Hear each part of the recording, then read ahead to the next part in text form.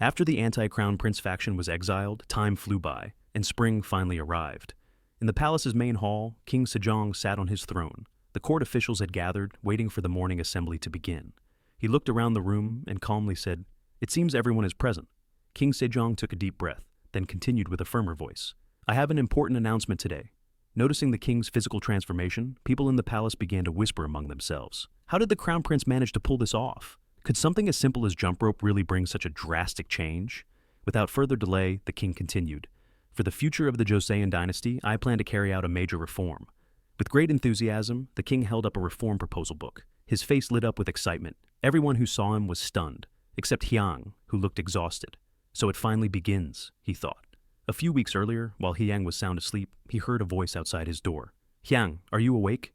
He recognized the voice. Slowly sitting up, Hyang replied, "Not yet, father. You can come in."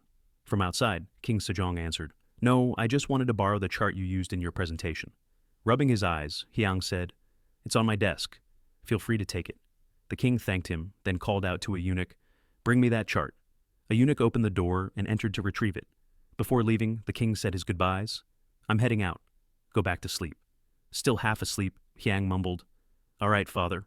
He yawned and drifted back to sleep, completely unaware that this late-night visit would one day give him a never-ending headache. The next day, a familiar voice echoed across the eastern palace. "His Majesty the King has arrived," shouted a eunuch. "Father's here," Hyang thought, immediately rushing out to greet him. The king entered and said, "There's a part of your chart I don't understand. Can you explain it to me?" Still groggy from just waking up, Hyang gave a small bow and replied, "Yes, father." The following day during lunch, King Sejong brought up the chart again. Hyang grew even more confused. The next day, Hyang started to feel that something was off. By the third visit, he thought, "Does this man never get tired?" It was already 1 a.m., but instead of looking sleepy, his father's eyes were glowing with energy. They stayed up late into the night, still discussing the chart. The king was completely absorbed in the papers on the desk. After a while, he turned to Hyang. "It seems you still don't get it. Let me explain it again." Exhausted, Hyang quickly replied, "No, father. I understand it perfectly." King Sejong smiled with satisfaction. "I'm glad I have such a smart son." Inside, Hyang was crying, but he forced a smile, pretending to be happy with what he had done. Back in the present, King Sejong enthusiastically presented his reform plan to the ministers. "I want all of you to review this thoroughly, find any issues that need fixing or areas that can be improved." Everyone bowed in acknowledgement of the king's order. With eyes shining, King Sejong added, "And if any of you have a better plan, make sure to tell me." And so, King Sejong's grand reform began. The first area of reform was the structure of the central government. The king outlined a new framework based on 6 departments and proposed procedures for its implementation. The second reform involved reorganizing regional governance. Hwanghae province was divided into 5 regions, Gyeonggi into 7, and Gangwon into 5. Each region was required to establish its own local administrative structure. Finally, it was time to address the most important issue. While out walking, the king turned to Hyang and said, "Crown Prince, today we'll be talking about trade and industry." Hyang was caught off guard. "Now, father," the king continued, "during this morning's exercise, something occurred to me. You didn't mention it in your presentation, but your chart clearly shows that developing trade and industry not only boosts the economy, but also strengthens the power of the monarchy." Hyang gulped. It seemed his long nights were far from over. He paused for a moment before answering. "It's a simple concept. Agriculture is what builds the base wealth for the nobility. But if the palace promotes trade and industry, it can generate more profit than the nobles earn from owning land. That would expand the royal court's influence and strengthen the king's authority." Hyang continued, "But don't you see? The same nobles are the ones buying goods from merchants. They're the biggest consumers. Wouldn't they also grow stronger in the process?" "Father, you need to see the bigger picture." King Sejong glanced at him. "The bigger picture?" he asked. After a moment of thought, the king's eyes lit up. "Foreign trade?" Hyang gave a slight grin. As expected from the great King Sejong, he thought. Then he confirmed, "Yes, father. If we earn money by selling products outside of Joseon, we're no longer limited by domestic borders. We'll grow much faster than the nobles, who are tied to the land. Their influence will start to fade." The king placed a hand on Hyang's shoulder. "I understand now, as expected from my son." Suddenly, Hyang realized that if he explained any further, it might lead to something else entirely. Before he could finish his thoughts, King Sejong locked eyes with him, his gaze sharp, as if he were about to ask another question.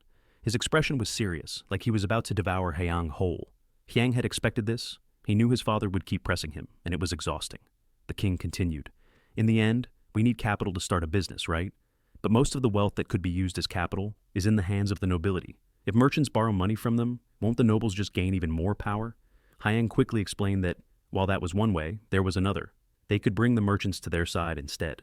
The king looked confused. What do you mean by that? Hyang went on. It's not the nobles who should be lending them money, but the court itself. In modern terms, it's a national bank, a state-run bank with specific national objectives, not private interests. They would provide the capital, allowing merchants to borrow money at reasonable interest rates. King Sejong accepted the idea of establishing a national bank and proposed it as the final step in his grand reform. As a result of his sweeping reforms, the number of government officials needed grew significantly. The royal court had to constantly seek out talented individuals to fill these positions and ensure there were enough experts in every field. King Sejong ordered a full review of the education policy to make sure that even commoners could receive basic education. The reforms were implemented gradually, and the policies were carefully coordinated by sending officials to observe their impact on local populations. However, ever since the new policies were enforced, all kinds of issues, both big and small, started to appear throughout the kingdom. It took a long time for these reforms to fully take root. In fact, they weren't completely implemented until 15 years later. In the distant future, historians would refer to this event as the Year of the Dragon Reforms. King Sejong expressed his gratitude to Hyang. It took a long time, but thanks to you, the people's lives will be better. Hyang grinned and gave a thumbs up. No need to thank me, father. Just being able to help you is enough. But in his heart, Hyang thought, this is the first time I've met someone even more passionate about their dream than I am. The king burst out laughing. Ha ha ha, you rascal. Hyang looked up and asked, Father, why don't you leave the rest of the work to me and the ministers? I don't think you need to handle everything personally. The king playfully smacked Hyang on the head. You cheeky brat. This is the duty of a king. How could I not understand everything myself?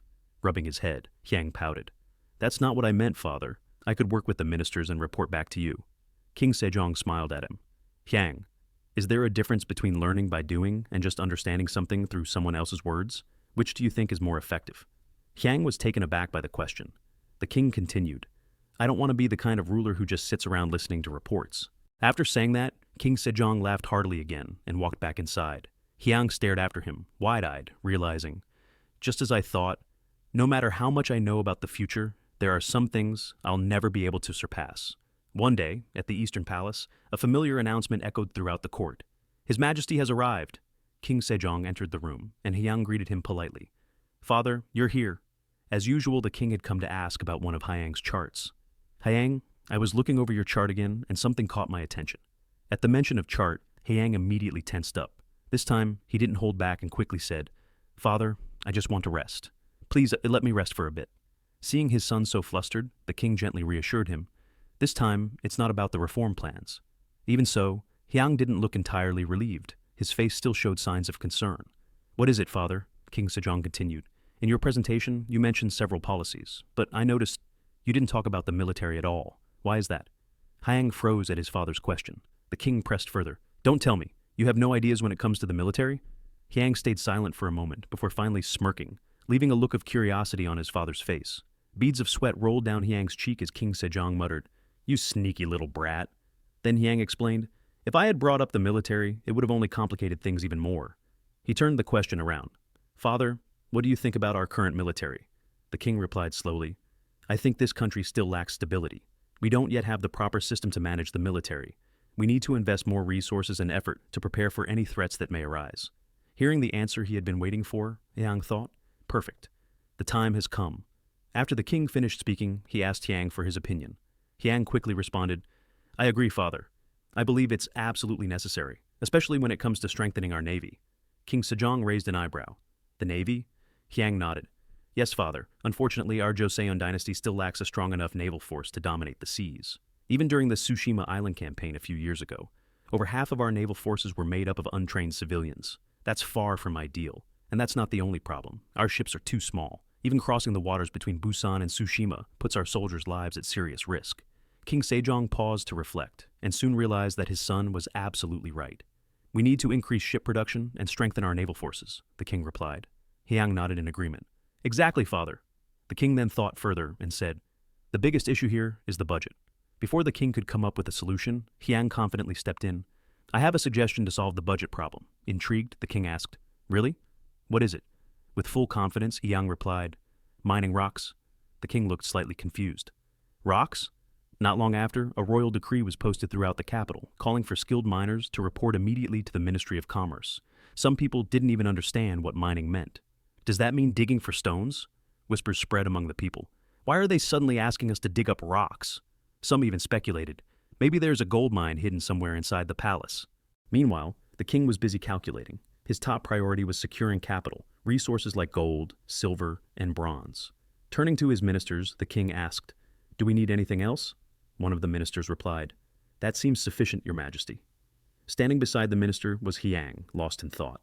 "For my own hobby, I'll probably need more sooner or later," he mused. Suddenly, Hyang spoke up. "Father, we're going to need a few more materials." The king turned toward him. "What else do we need?" Hyang immediately listed them off. Iron, sulfur, limestone, and something called coal. The king, unfamiliar with the term, asked with curiosity, "Coal? What is that?" Hyang explained in detail. Coal is a type of rock formed from dead plants that were buried and turned into stone. I've heard it burns better and faster than wood. If we use coal instead of wood, we can prevent deforestation. Hearing about this new resource, the king became very intrigued. "That's incredible. But what do you plan to use limestone for?" Hyang continued. "Limestone is crucial for construction and iron smelting." The king questioned further. "Construction? How can limestone be used for building?" Hyang hesitated. "I'm sorry, father, but I still need to research that more. However, it's a very common mineral, so collecting it shouldn't be difficult." Hyang recalled his modern knowledge. Iron, coal, and cement were all critical in driving the Industrial Revolution. Without these resources, how could industry ever move forward? One of the ministers spoke up. "Your Majesty, I apologize, but we don't have any sulfur deposits in Joseon. That's why we've always imported it from Wakoku, even to this day," Hyang countered. "But are we really sure we don't have any? It's possible we do. We just haven't found them yet. Sulfur isn't only found in Wakoku, but also in the Ming Empire. It doesn't make sense that we have none at all. Of course, sulfur mines might be in hard-to-reach places, but the most important use of sulfur is for making gunpowder, essential for national defense. It's one of the most critical materials. If we keep relying on imports, it could become a serious problem in the future." Hyang's words left the court ministers stunned. Only now did they realize how serious the situation truly was. After hearing this, King Sejong fully agreed. "We need to investigate this further," he said. One of the ministers chimed in. "You're right, Crown Prince. Let's go search for it." Hyang was satisfied with how things had gone. As expected, he thought.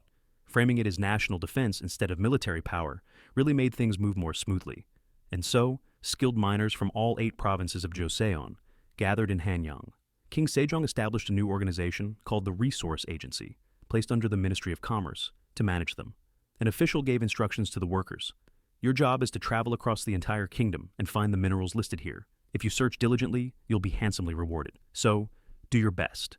The miners shouted in unison. "We'll do our best." At that moment, King Sejong arrived. "His Majesty the King has arrived." Upon hearing the announcement, all the miners quickly fell to their knees and bowed. "This humble servant greets Your Majesty." The king smiled warmly. "The work you are about to do is incredibly important. The prosperity and strength of our nation depends on the results of your efforts, so I hope you all give it your very best." "Yes, Your Majesty. We will give it everything we have," the miners responded in chorus. The minister then gave one final instruction. "Review this list carefully. Check if anything's missing." One of the miners responded, "Yes, sir." He took the list and unrolled it so everyone could see, then read it aloud. "Let's see. Gold, silver, copper, coal." "What's coal?" someone blurted out. "I've heard of it before. It's a type of black rock that burns easily." The man holding the list was stunned. "A rock that burns? That sounds strange." Next on the list was sulfur. Another man asked, "Do we even have sulfur in Joseon?" They unrolled the scroll further. The miners noticed something written in the corner. "What's this?" one of them asked the man holding the list. The man read it out loud. "Immediately report if you find the following mineral. A shiny black stone that looks like obsidian but is more brittle. It's called graphite."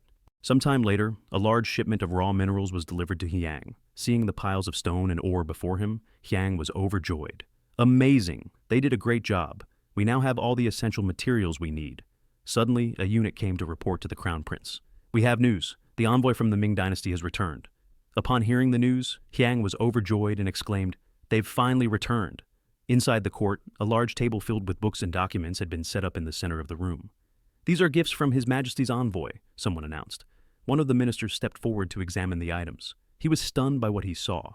King Sejong picked up a large sheet of paper, furrowed his brow, and wondered, "What kind of map is this?" Looking at the documents laid out before him, the king asked, "Hyang, what are all these books and maps?" Hyang quickly replied, "I made a separate request to the head of the delegation. These items are important for governance, national records and maps from Admiral Zheng. He's great expeditions." The Minister of Revenue chimed in. "I've heard of someone named Zheng He. He was a eunuch under Emperor Yongle. It's said he led naval expeditions to explore distant seas under the emperor's orders." Zheng He was a renowned eunuch in the Ming Empire, highly praised in modern Chinese history. It's said that his journeys reached as far as the lands we now know as Southeast Asia and Africa. Although King Sejong had heard of Zheng He before, he still didn't understand how his voyage records could be relevant to governing a country. Hyang held up a map in front of his father. "Look at this map. It's worth 1,000 gold coins." As he spoke, the king and his ministers stared at him with puzzled expressions. Seeing their reactions, Hyang's face darkened with frustration, but he pressed on. "Do you remember the issue we had with importing buffalo horns?" The Minister of Revenue echoed. "Buffalo horns?" He seemed to be trying to recall the situation. Hyang continued. "Buffalo horns are essential for crafting bows. Joseon doesn't have enough, so we have to import them from the Ming dynasty. But they only supply them to us when we send tribute missions. That's such a hassle, right? Of course, the Ming dynasty isn't the only place with buffalo. I've heard that Dai Viet and Siam have plenty as well." Bit by bit, Hyang guided them toward his main point. "But we've never traded with them. And the reason is simple, because we don't know how to get there." Realizing what the crown prince meant, the ministers looked visibly surprised. With growing confidence, Hyang continued enthusiastically. "But if we use this map as a guide, we can reach those countries. And if that happens, we'll be able to strike trade deals without wasting unnecessary resources." Hearing Hyang's confident explanation, King Sejong stroked his chin in awe. Without thinking, he gave a thumbs up, a gesture he had recently learned from Hyang. Seeing the king's unfamiliar gesture, one of the ministers asked, "Your Majesty, what does that mean?" The king laughed and replied, "It means you're the best. The crown prince taught me that not long ago." Standing next to the ministers, Hyang was at a loss for words. He simply gave a stiff smile, already regretting the decision to teach his father such a strange gesture. Suddenly, the king turned to Hyang and asked, "But Crown Prince, there's still one thing that puzzles me. There's no way the Ming emperor would hand over such critical information so easily. What kind of trick did you pull?" At the word trick, Hyang's expression darkened. He grew a bit nervous and thought, "All right, I guess we need to rewind the story a little." Back to the day when the diplomatic mission from Joseon visited the third emperor of the Ming dynasty, Emperor Yongle. The emperor sat upon his throne, gazing at the envoys before him. "You've traveled a long way to get here. You must be exhausted," he said. The envoys replied in unison, "Your Majesty, your grace is beyond measure." The emperor admired the birdcage they had presented as tribute and couldn't help but praise it. "The tribute you've brought is truly remarkable, just as I expected. Hawks from Joseon are indeed elegant." He couldn't take his eyes off the bird in the cage. Its feathers were stunning, radiating a majestic presence, perfectly fitting for the imperial court. The emperor was clearly pleased with the gift. Deciding to offer a gift in return, Emperor Yongle asked, "What does Joseon wish for?" One of the envoys stepped forward and answered, "Your Majesty, we would like sulfur and copper." The emperor immediately instructed his cabinet to discuss with the envoys and provide a suitable amount. Then he asked, "Is there anything else you desire?" The envoy hesitated briefly before daring to continue. "Forgive me, Your Majesty, but we would also like a copy of Admiral Zheng He's expedition records." The emperor raised an eyebrow. "Zheng He's voyage logs? Why would Joseon want those?" His expression darkened. After a short silence, the envoys began to speak, their words laced with elaborate flattery. Each one smiled brightly, radiating admiration and enthusiasm. "Joseon is but a small country, hidden away in a remote corner of this vast world. Because of this, we truly don't understand how large the world actually is. Thanks to Your Majesty's grace, our small nation has learned that the world is filled with many other countries. We are deeply grateful to you. We also heard that Admiral Jang He was sent by Your Majesty to spread news of your greatness to the ends of the earth." The emperor, hearing their words of praise, smiled broadly. Encouraged, the envoys continued. "Our little nation has only just begun to grasp how vast the world truly is. But for a long time, Joseon has been isolated, unable to comprehend the full grandeur of it all. So, we humbly ask for a copy of Zheng He's expedition records, so that we too may witness the magnificence of the Ming dynasty." The officials in the Ming court nearly gagged at the endless flattery coming from the foreign envoys. But the Joseon envoys didn't stop. They ended their plea with one final request. "We sincerely hope that Your Majesty will grant us the honor of witnessing your greatness." And that's how we got them, Father. Hyang concluded the story. After hearing it all, King Sejong was left speechless. So they managed to get something that valuable just by talking nonsense? The Ming emperor had willingly handed over such a prized possession simply because of a few flattering words. Those envoys really gave it their all. Still stunned, King Sejong muttered, "But I'm still curious. No matter how much we flatter them, why would they give away something so precious? Could they have had an ulterior motive?" The chief inspector shifted uncomfortably, as if something had just dawned on him. "Your Majesty, there's something strange about these records." The king frowned. "What do you mean?" The chief inspector picked up one of the documents on the table with a grave expression. "This isn't a copy, it's the original." The ministers gasped. "What? The original question mark? How could the actual records be here? Was it a mistake, or could this lead to a problem later on?" The chief inspector opened the document and tried to make sense of the situation. As he turned one of the pages, a letter slipped out. "Your Majesty, there's a letter inside." The king held out his hand. "Give it to me." With slightly trembling hands, the chief inspector handed it over. The king skimmed through it and shook his head. "I don't understand it." Hyang looked up. "Father, may I read it?" The king passed the letter to a eunuch, who brought it to Hyang. He unfolded the paper and read aloud. "This document has been delivered through official channels. Therefore, there is no need to question or trace its origin." Hyang fell silent. He imagined someone from the Ming dynasty casually handing over the document to their envoy, saying, "Just take it, don't ask questions." That image was so vivid in his mind. Lifting his head, Hyang looked at King Sejong. "Father, I think the Ming dynasty simply wanted to give it to us." The king still looked skeptical. "What do you mean?" Hyang recalled a lesson from his past life. He could almost hear the faint voice of a teacher standing in front of a chalkboard. "Do you know why the emperor of the Ming dynasty launched Zheng He's expeditions? To understand that, we have to look at how Emperor Yongle came to power. He seized the throne in a coup, which meant his legitimacy was shaky. So, he needed a political achievement to prove his worth, and the Grand Maritime expeditions were his answer. But why were those expeditions never repeated in the 15th century? During a time when Asia should have been far ahead of Europe in exploration, the expeditions just stopped. The reason lies in their trade policy. They weren't actually trading. They operated on a tribute system. Foreign countries gave gifts and were rewarded in return. The problem was, tribute trade with distant nations wasn't profitable. If a ship sank or was damaged, rebuilding it cost a fortune. That's why, after Emperor Yongle's death, all records of the expeditions were destroyed. The Ming dynasty didn't want future rulers repeating that mistake. One of the ministers, the Minister of Public Works, raised his voice. "But Your Majesty, if it really required that much wealth, doesn't that mean we shouldn't do it either?" Hyang gave a faint smile. "No, because our situation is different from the Ming dynasties." The king raised an eyebrow. "How so?" Hyang grinned. "The difference lies in our trade system. They used a tribute and reward model. We can adopt a bilateral trade system instead." The court exchanged confused glances. Everyone in the room shared the same puzzled expression. Once again, Hyang was introducing a completely new concept. Smiling, he explained, "Instead of following the Ming dynasty's method, we can develop bilateral trade." The ministers began to murmur. "Bilateral trade? What's that?" Hyang continued. "It's the opposite of the Ming model. Instead of tribute and rewards, we simply exchange goods of value between nations." The king, intrigued, asked for a more detailed explanation. Hyang nodded and explained further. "Put simply, we operate based on business principles. The court will oversee transportation and ensure merchants' safety. In return, we collect taxes and fees, keeping trade profitable. That way, we can import essential goods for our people at a lower cost, while also controlling market prices." Hearing the explanation, King Sejong fell into deep thought. The Minister of Taxation asked, "Essential goods for daily life? Are those even available from other countries? Most high-quality products are already made here in Joseon." Hyang quickly responded, "Minister, are you familiar with pepper?"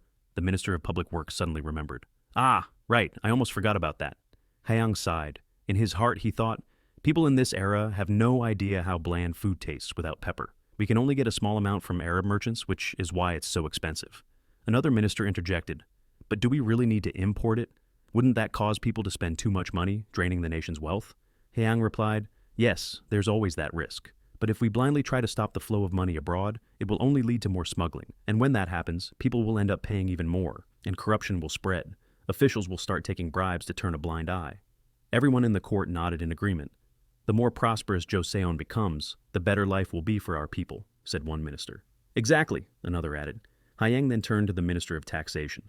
"By the way, Minister, what about the other items I requested besides the books?" "They're being stored in the warehouse," the minister replied. Hyang looked at his father. "Father, may I bring them to the East Palace?" King Sejong nodded. A short while later, crates began arriving, and Hyang checked the contents of each one. "What's that?" asked one minister as Hyang opened a crate. Hyang quickly answered, "This is the first item we'll be selling, sugar." The minister was shocked. Cane sugar? Hyang recalled what his teacher once said, that in the Joseon era, sugar was a precious commodity. Because sugarcane was hard to grow, sugar was extremely expensive and considered a luxury item. So it was no surprise that everyone was shocked by the sight of so much sugar. The ministers murmured among themselves, "Sugar is incredibly expensive, and the crown prince has 20 whole crates of it." With a displeased look, King Sejong spoke up. "Even if you are the crown prince, your lifestyle seems rather extravagant." Hyang turned to the Minister of Taxation and asked, "Minister, does the item list include the prices? What was the total cost?" The minister checked the ledger. "Let's see. Sugar, huh?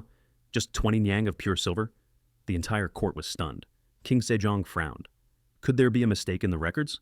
How much sugar was purchased in total? The Minister of Taxation swallowed hard and replied politely, A total of 200 guan, or roughly 800 kilograms, Your Majesty. Once again, the court was thrown into disbelief. A minister stammered, "That amount of money wouldn't even buy a handful of sugar at the market. How is this possible?" Hyang recalled what his teacher once said. If you look closely at Joseon's historical records, you'll see how isolated the country became from the rest of the world. People here didn't even realize that the Ming dynasty had begun mass-producing sugar. They made so much of it that sugar became a secondary commodity. Hyang confidently explained, "That's why I was able to purchase sugar at such a low price." The ministers gasped. "Ah, I see." King Sejong smiled proudly. "I'm truly proud of you. So knowledgeable, truly worthy of being my crown prince." But suddenly, the Minister of Public Works raised an objection. "But we already have honey and barley syrup as sugar substitutes. Therefore, there's no need to rely on foreign products." Another minister quickly responded, "With all due respect, that's not entirely accurate. Honey is hard to come by, and barley syrup depends on the annual harvest. It's better to rely on imported products that are stable." Tension sparked in their gazes. Yet another minister added, "It's not just about convenience. If we keep importing, won't Joseon become too dependent on foreign goods? Shouldn't we also worry about smuggling?" Hyang stepped in. "I have a question for all the ministers. Have any of you ever tasted cane sugar before?" Everyone looked puzzled. One by one, they began to answer. Some said they had tasted it once, others only during the state exam celebration, and a few had never tried it at all. Hyang let out a deep sigh and muttered to himself, "Joseon really is a poor country, isn't it?" King Sejong perked up. "What did you say?" Hyang quickly responded, "Nothing, father." Then he changed the topic. "I have a suggestion I hope you'll accept. Since we've recently acquired a large amount of sugar, why don't we distribute some of it to the court officials and use it as a reward for palace servants?" The ministers murmured among themselves. "Using sugar as a reward?" Hyang nodded. "Yes, I believe it's important to show recognition and appreciation for those who put the nation first and dedicate themselves fully." After hearing Hyang's explanation, the ministers agreed. They also approved the sale of the remaining stock of sugar. A few days later, inside the palace, King Sejong was relaxing, enjoying sweets made from the newly acquired sugar. He looked thoroughly pleased. Suddenly, Hyang rushed in with a worried look on his face. "Father!" King Sejong, still chewing sugar, was startled. "Oh, Crown Prince, you're here already." Seeing his father eating sugar again, Hyang frowned. "Father, you're eating sugar again? Look, your belly is getting bigger." The king snapped back. "I was just about to skip dinner." Hyang sighed and shook his head. "What if you get diabetes, father?" King Sejong groaned. "I know that already." The two of them found themselves once again locked in their never-ending battle over the king's sugar addiction. Just then, a voice called out from outside, "Your Majesty, the ministers have arrived." They had no choice but to end their argument. The king cleared his throat and called out, "Let them in." The doors opened and 3 ministers entered slowly. Each one carried an air of authority, their expressions serious, clearly not ordinary men. Hyang turned to look at them, wondering who they were. It was his first time meeting these individuals. Once they stood before the king, Sejong began to speak. "As you all know, the left state councilor has recently retired to his hometown. After the smallpox vaccination incident, several high-level positions have remained vacant. I've now decided on the new appointments," he continued. "This may be the first time the Crown Prince is meeting you. Why don't you all introduce yourselves?" Hyang glanced at the men beside him, still unsure who they were. The first man stepped forward. "I am Mayang Sajong, right state councilor. I am Hwang Hee, left state councilor. And I am Lee Jik, chief state councilor." Hyang was stunned by their introductions. A wave of emotion rose within him as he thought, "This is insane. Could it really be them?" He looked at the 3 men again, thinking to himself, "They've truly arrived." Flooded with excitement, he thought, "If they're here, that must mean—" Meanwhile, the king continued his discussion with the ministers. He turned to the Minister of Public Works and asked about the water measurement issue that had been mentioned earlier. "Your Majesty, we need a more accurate tool than what we're currently using," the minister replied. "Jang Yong Sil will be in charge of this matter." "Then inform Royal Engineer Jang Yong Sil to handle it," King Sejong ordered, and the ministers bowed in acknowledgement. But while his father continued the discussion, Hyang was lost in thought. Could it really be Jang Yong Sil? Could this be the start of something big? In his study at the East Palace, Hyang was hard at work writing. After finishing his notes, he rolled up the paper and exclaimed with excitement, "It's done!" Clutching the paper in his small hand, he hurried to the door. "Let's go see Jang Yong Sil now." The servant bowed deeply. "Yes, Your Highness." A bright smile spread across Hyang's face as he whispered to himself, "I'm coming to meet you now, Jang Yong Sil." However, when he arrived at his destination, Hyang's voice echoed with disappointment. "So, Jang Yong Sil isn't here right now?" "That's correct, Your Highness," a guard replied. "He's currently at the water clock." Hyang's face showed signs of disappointment. Seeing the Crown Prince eager to meet Jang Yong Sil, the court eunuch offered to summon him to the East Palace, but Hyang quickly stopped him. "There's no need to call someone who's busy, that would be rude." Then he asked, "You said he's at the water clock?" "Yes, Your Highness." the eunuch replied with a bow. Without wasting time, Hyang headed straight to the water clock to find Jang Yong Sil. As he stood before the towering structure, he couldn't hide his amazement. Wow, it's huge! So this is the water-powered timekeeping device. It's even bigger than I imagined. Suddenly, a man appeared near the structure, wiping his forehead, clearly troubled by something. This won't work, and neither will that, he muttered to himself. Hyang walked up to him and asked, Hey, are you Jang Yong Sil? The man was startled and quickly bowed deeply. This lowly servant greets the crown prince. Hyang smiled and casually said, Lowly servant? If a fifth-rank official keeps calling himself that, people are going to curse you. I wouldn't dare, your highness, Jang Yong Sil replied respectfully. It's fine, Hyang said. I saw you examining the water clock with a troubled look. Is something wrong? Jang Yong Sil answered politely. His Majesty ordered me to create a more accurate water-powered clock. I understand the basic principles, but calculating all the necessary numbers has proven quite difficult. Hyang smiled. I see. Then what if we made a smaller version? Jang Yong Sil looked surprised, but then responded, I've thought about that too, but it's impossible to make it smaller than this. Hyang's eyes lit up. All right then. I've actually sketched a new type of clock. Since you're the expert, would you like to take a look? Jang Yong Sil hesitantly took the paper from Hyang. He figured the crown prince might be speaking nonsense. After all, designing a clock wasn't something simple, but as soon as he opened the scroll, his eyes widened in shock. Good heavens! This uses the power of a pendulum, not water or gears. This design is incredibly convincing. What amazed him even more was that such a complex design had come from a child. He could hardly believe his eyes. After studying the blueprint, he asked, Did you really come up with all of this by yourself? Hyang replied, Well, about 30% of it is knowledge from the West. Though in his heart, he knew it was 100% from the 21st century. What do you think? Can you build it? Jang Yong Sil looked uneasy. I'm not entirely sure, but I'll give it my best. Hyang was overjoyed and grinned from ear to ear. Great! Let's get started right away. Jang Yong Sil took the design with him and nodded, As you command. But after a few steps, he suddenly stopped. Ah, I nearly forgot. I may not be able to start right away. I'm currently working on another task under His Majesty's orders. I apologize, Your Highness, but I'll begin as soon as that's done. Hyang frowned, clearly disappointed. Then I'll take care of that task for you. The official hesitated.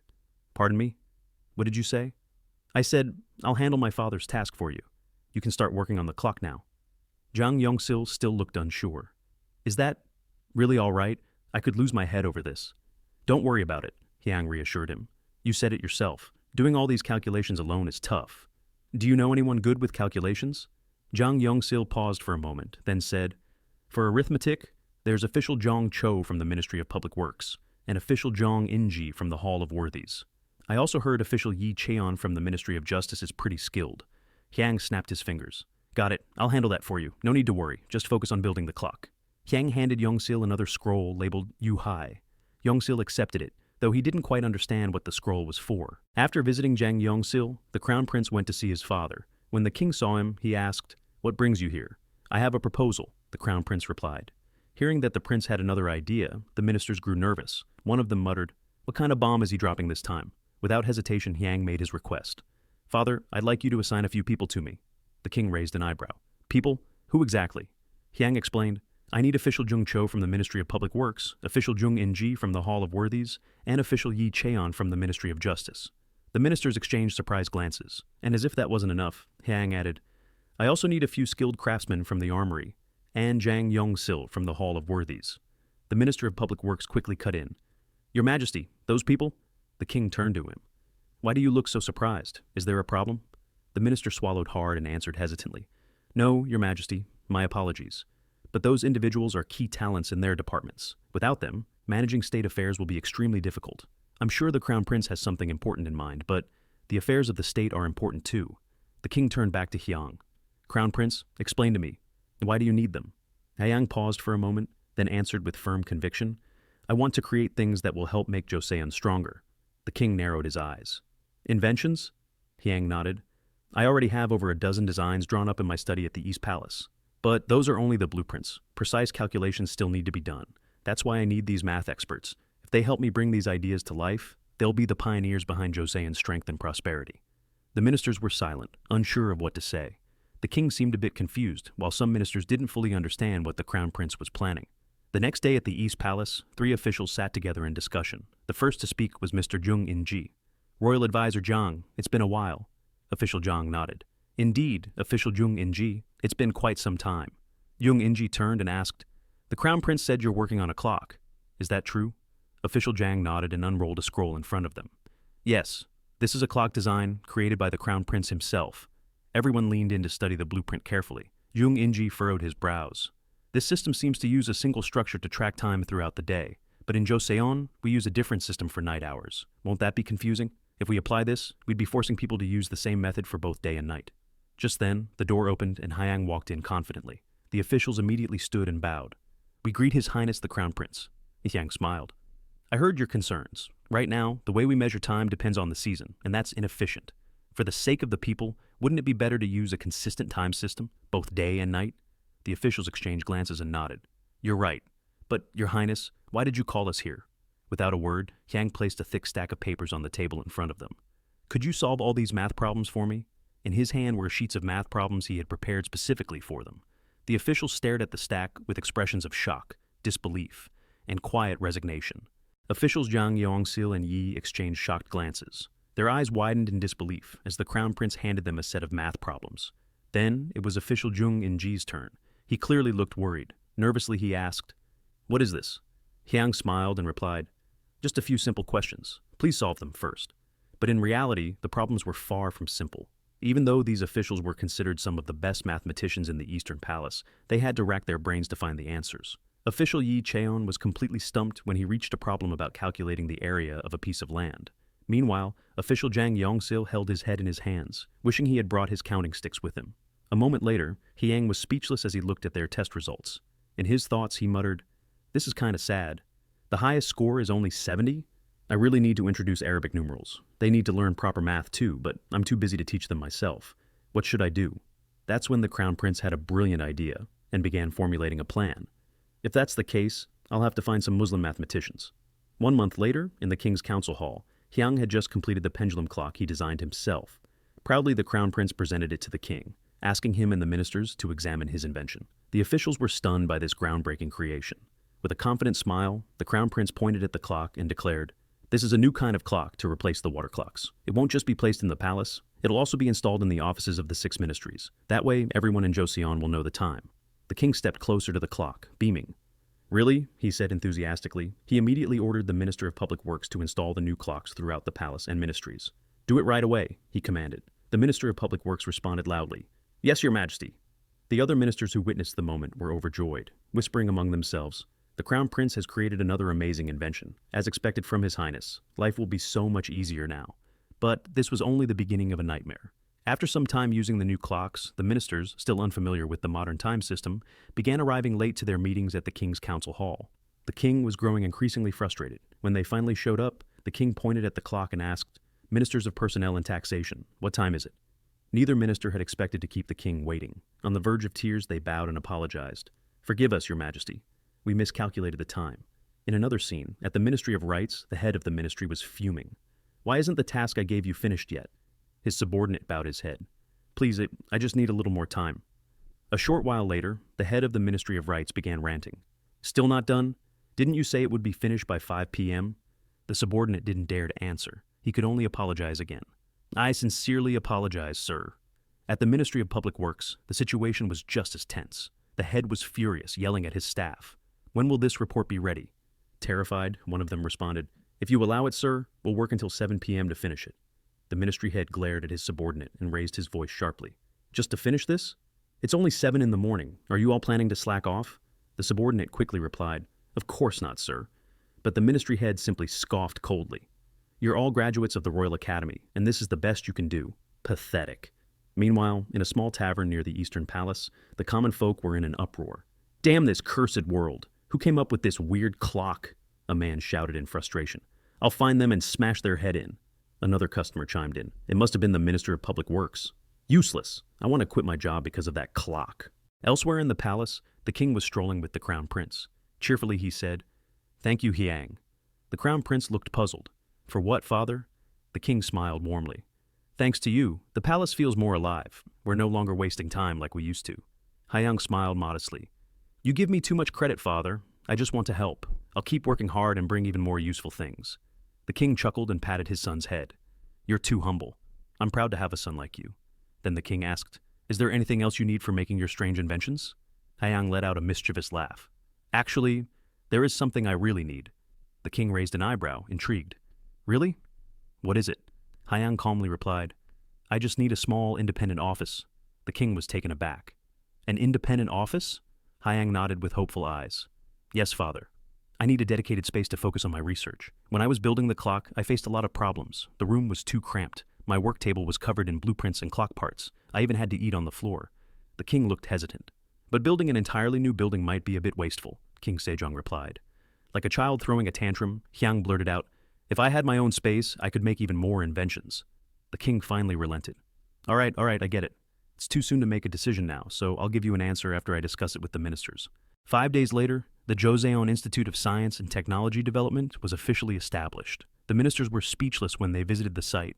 As they entered the tiny building, a cold breeze passed through the room, which was barely a few square meters in size. One of the ministers whispered, Is this seriously a government office? This building's smaller than a closet. Though a bit disappointed, the crown prince encouraged himself. We may be starting small, but the results will be big, I guarantee it. No one will look down on us. Standing beside him, official Jung Cho just stared blankly, eyes vacant. Then one of the officials asked, So, what exactly are we supposed to do here? Hyang smiled. Good question. First, come in, said the crown prince. Then he revealed a diagram of the institute's structure. Proudly, he explained, This is the organizational chart of our research institute. We'll conduct scientific and technical research to make our nation stronger and more prosperous. First, we have the Department of Basic Science and Technology Development, which will focus on the foundations of science and tech. Let's call it the Basic Department. The second is the Department of Applied Science and Technology Development, which will be in charge of turning our research into practical use in everyday life. We'll call this one the Applied Department, Hyang said confidently. The ministers began to nod in admiration, slowly grasping the revolutionary ideas presented by the crown prince. Hyang then appointed key officials to lead each department. Officials Jung In-ji and the Minister of Public Works, you'll be assigned to the Basic Department. Official Yi Cheon will be with the Applied Department. Official Jang will be in charge of military equipment and coordinating craftsmen from different ministries to support our research. Hyang smiled and quickly added, The Basic Department will use mathematics to study areas like metallurgy, chemistry, architecture, and more. Meanwhile, the Applied Department will take those research results and develop them into practical solutions, Hyang continued. The officials still looked uncertain. But aren't metallurgy and architecture academic fields too? One of them asked. Of course, Hyang replied enthusiastically. Only by fully understanding the theory can we come up with more innovative ideas. He looked at each official, one by one. If any of you know skilled mathematicians, bring them to the institute, and if we still don't have enough, we can recruit Muslim scholars. Official Jung Cho looked hesitant. He thought to himself, Aren't they just Saracen traders? Eventually he voiced his concern. Your Highness, I mean no offense, but if we bring in Muslims, some ministers might oppose it. But Hyang remained calm. This is crucial to our research. If anyone objects, tell them to bring their concerns directly to me. He continued confidently. Muslims have been present on the Korean peninsula since the Silla dynasty. Trade with them has been ongoing and even thrived during the Goryeo and Joseon periods. They excel in mathematics. They'll definitely be able to help us. Official Yi Cheon spoke up. So, will the Applied Department just wait around until the Basic Department finishes its research? Hyang smiled. Let's step outside for a moment. Then Hyang and Yi Cheon walked out together. Hyang had learned that Yi Cheon was a former military officer, previously serving under the Ministry of War. That made him a perfect candidate for what Hyang had in mind. Let's upgrade our firearms, Hyang said excitedly. Yi Cheon's eyes widened in shock. Hyang chuckled at his reaction. For a military official, there was no idea more tempting than weapons innovation. Eventually, Yi Cheon bowed his head and said, All right, I'll get it done, no matter what it takes. Good, Hyang nodded. But first, we need someone who really understands firearms. Do you know anyone like that? Yi Cheon paused to think before answering. General Choi Hae-san. He's the weapons supervisor from the Bureau of Armaments and the son of General Choi Museon, a former Joseon military officer. He's probably working at the Ministry of Military Defense right now. Hyang's eyes lit up. Perfect, then let's head to the Ministry of Military Defense right away. Upon their arrival, they were greeted by an official who approached them with respect. Does His Highness wish to speak with me? He asked. Hyang looked at the man with eager eyes. No doubt about it. This was the former military officer and weapons expert Choi Hae-san from the Bureau of Military Supplies. At first, the Crown Prince felt a little awkward standing before General Choi. He really has an intense aura, he thought. But regaining his composure, Hyang smiled and said, It's a pleasure to meet you. I've heard a lot about you. However, as he looked into Choi Hae-san's stern and serious expression, Hyang's confident smile started to fade a bit. Oh, this isn't looking too good, he thought. Despite his intimidating presence, Choi Hae-san wasn't nearly as scary as he seemed. He gave a warm smile and said, "Thank you, Your Highness. It's an honor to meet you." The atmosphere began to relax. General Choi politely asked, "So, what brings Your Highness to the Ministry of Military Defense today?" Hyang let out a sigh of relief, then quickly invited General Choi to sit and talk. Once seated, the Crown Prince glanced at both official Yi Cheon and General Choi before finally speaking. "I have a project. Would you two like to join me in creating something?" General Choi raised an eyebrow, clearly surprised. "Creating what, exactly, Your Highness?" he asked curiously. With excitement in his voice, Hyang replied, "I want to improve our military weaponry." At the mention of weaponry, General Choi's expression grew more serious. "Improve our weapons?" he repeated, trying to grasp what the prince meant. Hyang nodded. "Exactly. We can't compare ourselves to the military power of other great dynasties. Even in close combat, Japan has already surpassed us. I'm sure you'd agree, General." General Choi fell silent for a moment, then nodded slowly. "Yes, that's true." Hyang continued. "On top of that, our finances are in poor shape. We can't keep recruiting more soldiers. That's why the first step must be to improve the quality of our weapons. Once that's done, we can gradually build a stronger force." General Choi listened carefully, then offered his perspective. "Forgive me, Your Highness, but the spears and swords of Joseon troops are already of high quality." Hyang smiled. "I know, but war isn't fought with spears and swords alone," he said calmly. "What I'm talking about are gunpowder-based weapons." Yi Cheon, who had been quietly listening, suddenly widened his eyes. "Your Highness, do you mean firearms and cannons? You plan to improve them?" he asked in shock. Seeing the mischievous grin spread across Hyang's face, the two officials grew slightly uneasy. Could a 10-year-old boy really be thinking like this? They wondered silently. Hyang spoke up. "If I already had a detailed plan, I'd explain it in full. But for now, I just want to see how effective our current cannons are. Can we arrange a demonstration?" Yi Cheon hesitated slightly before responding. "A demonstration like that would require permission from His Majesty." Upon hearing that, Hyang immediately replied, "All right then, I'll ask Father for permission." Not long after, Hyang went to see King Sejong and expressed his request. The king raised an eyebrow. "A cannon demonstration? Is that really necessary?" "I won't approve it if it's just for your amusement," he warned. Hyang answered confidently, "It's not for fun, Father. If we want to strengthen national defense, upgrading our firearms is essential. But I haven't had the chance to inspect them closely." After hearing Hyang's reasoning, the king gave his approval.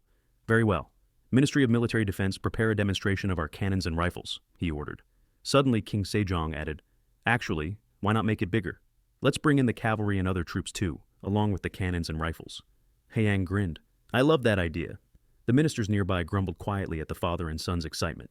"Looks like we're not going home early today." As requested by the Crown Prince, the firearms demonstration was held 10 days later. On the day of the event, Hyang carefully observed every detail.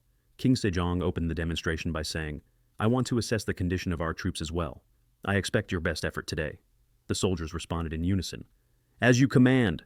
The show began with cavalry and archers displaying their skills. But something puzzled Hyang.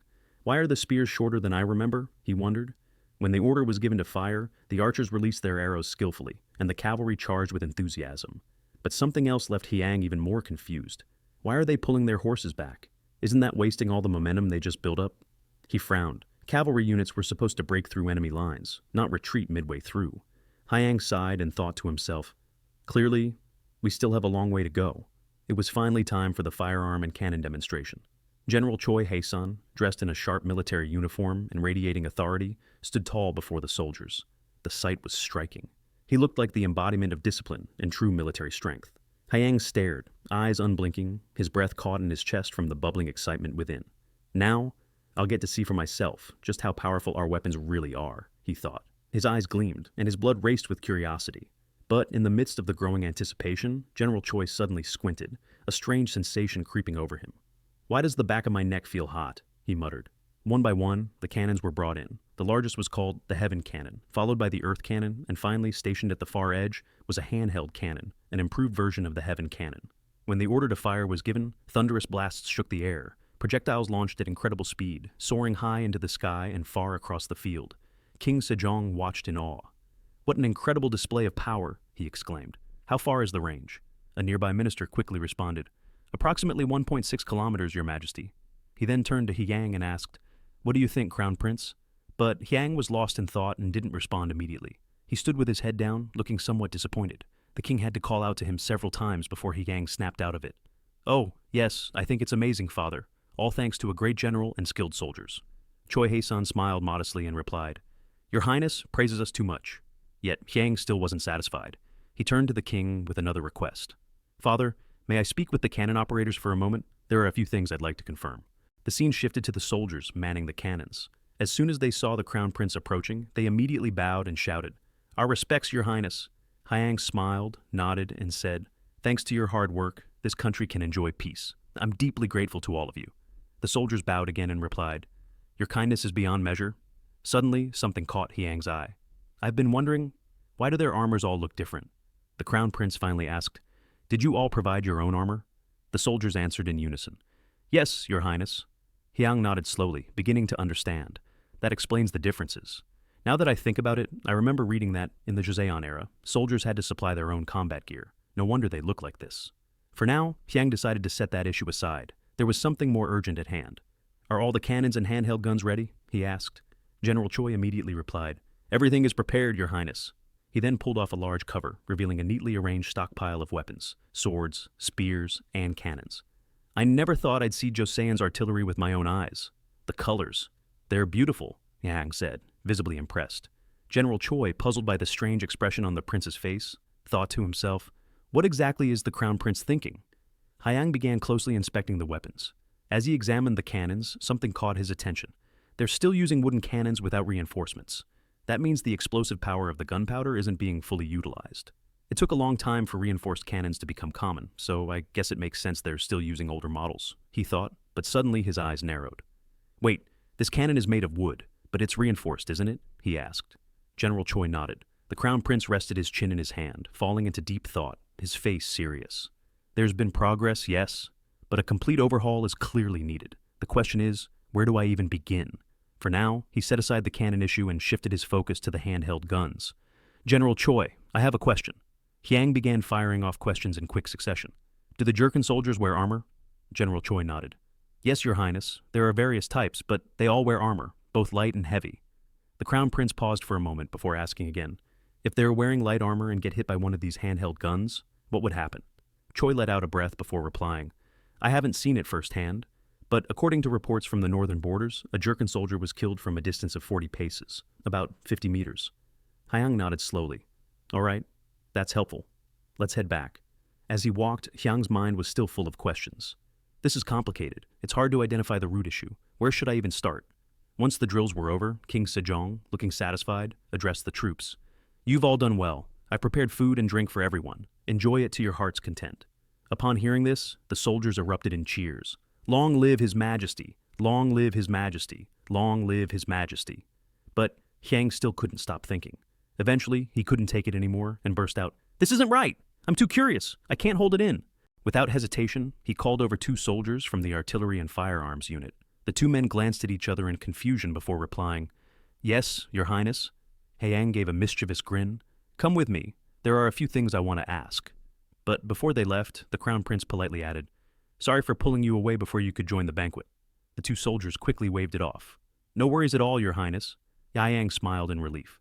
Oh, really? In that case, I'll ask as many questions as I want. Although the 2 soldiers looked enthusiastic and unfazed on the outside, inside, they were quietly crying. The crown prince began asking questions, practical ones, but packed with technical detail. First of all, when using this handheld cannon, is there anything that feels inconvenient? I mean, anything uncomfortable or difficult? Don't hold back. Just be honest. The 2 soldiers didn't hesitate to respond. It's not too difficult, but there are a few issues. Hyang's expression turned serious. What kind of issues? One of the soldiers explained. Most of these handheld cannons need to be mounted on a support post to fire properly. Even the strongest artillery soldiers can only manage 2 shots before they're exhausted. The firing range and accuracy are also problems. At close range, accuracy is good, but the farther the target, the harder it is to aim precisely. Hearing that, Hyang raised his hand. May I hold it? He picked up the handheld cannon and quickly understood the issue. The center of gravity is too far forward. Is it because the weapon is too heavy? Curious, the crown prince asked. How much does this weigh? General Choi replied. Around 2.2 kilograms, your highness. Hyang nodded. And the length? Choi answered. It varies, your highness. But even the shortest ones are at least 1.2 meters long. Hyang frowned. So, the lengths aren't standardized? Choi hesitated before replying awkwardly. That depends on the measuring system used. So, yes, there are slight variations. Hyang was stunned. What? That's basically saying even the rulers are different lengths. Wasn't there already a standardized measurement system in place before production? Choi replied quietly.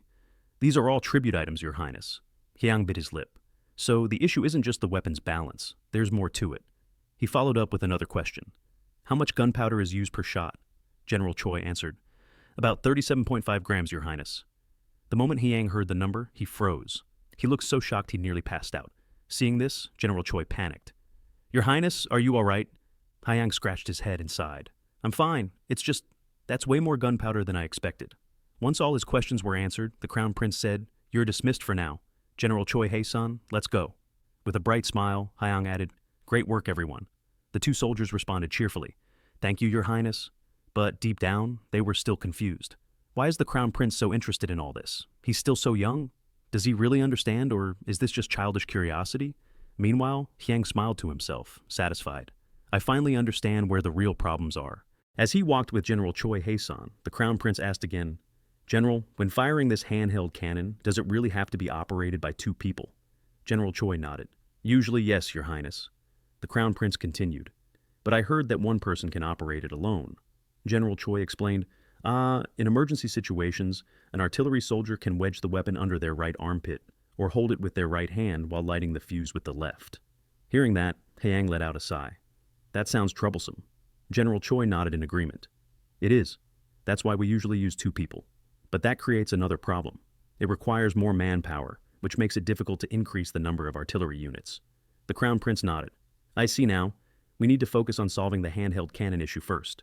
Suddenly his thoughts drifted to the past, back when he was still Kim Jin-ho before reincarnating as Crown Prince Hyang. He had once worked in the U.S. on a shipbuilding project. There, he met many military enthusiasts. One day, one of his friends invited him to see his private collection. Inside the room, Jin-ho saw all kinds of firearms from different eras, neatly arranged like a museum. His friend once said, Jin-ho, let me show you how to make bullets. Jin-ho was stunned. His friend even knew how to make his own ammunition. Truly the land of guns, he thought at the time. Out of curiosity, he asked, So, there's about 30 grams of gunpowder in these bullets, right? But his friend immediately corrected him. Not grams, grains. Remember that, Jin-ho. Back then, Jin-ho didn't even know how many grams were in one grain. He quickly looked it up on his phone and was shocked.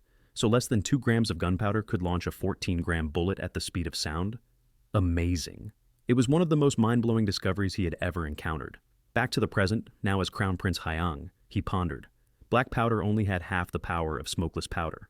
But it should still be enough to generate an explosive force similar to a .50 caliber bullet, right? In this era, there were no aiming devices. Every shot relied purely on the naked eye. To guarantee enough force, the only solution was to increase the amount of gunpowder. But doing that would increase the recoil, and strong recoil could seriously injure, or even kill, an artillery soldier. For context, recoil, also known as kickback, is the backward force that occurs when a firearm is discharged. The Crown Prince sighed. This is a vicious cycle. He kept muttering to himself, should I create a sighting device? But how would I even do that in this era? Or should I just improve the handheld cannon first? If I do, might as well make it truly efficient. But can the artillery unit handle the recoil? Suddenly, an idea sparked in his mind. His eyes lit up, and he threw open the door with excitement. First, let's solve the small problems, then we'll tackle the big ones. Without wasting any time, he reported to his eunuch, I'm heading to the Ministry of Military Affairs. The scene shifts to the Ministry of Military Affairs. General Choi Hae-sun was sitting in an odd position while reading a book. When the Crown Prince arrived, he couldn't help but think, is he reading while squatting? Startled, the general quickly stood up and saluted. You're here, Your Highness. Then, bowing his head, he said, My apologies, Your Highness. I'll tidy everything up right away. Hyang waved his hand. No need, I just have a question. Clearing his throat, Hyang asked, General, has the thickness of the cannon fuses been standardized? General Choi replied, Yes, Your Highness. The Crown Prince nodded. May I take a look at one? Without hesitation, General Choi fetched a fuse for him. But his curiosity got the better of him.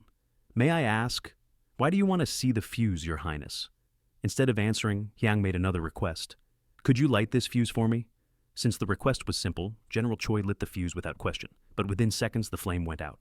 The Crown Prince raised an eyebrow. I'd like to see the other fuses as well. Right then, General Choi's expression stiffened. He realized something was wrong. As if confirming his suspicions, Hyang said, Just as I thought. General Choi sighed. The problem is, these fuses can't withstand the wind, right? The Crown Prince nodded. Exactly.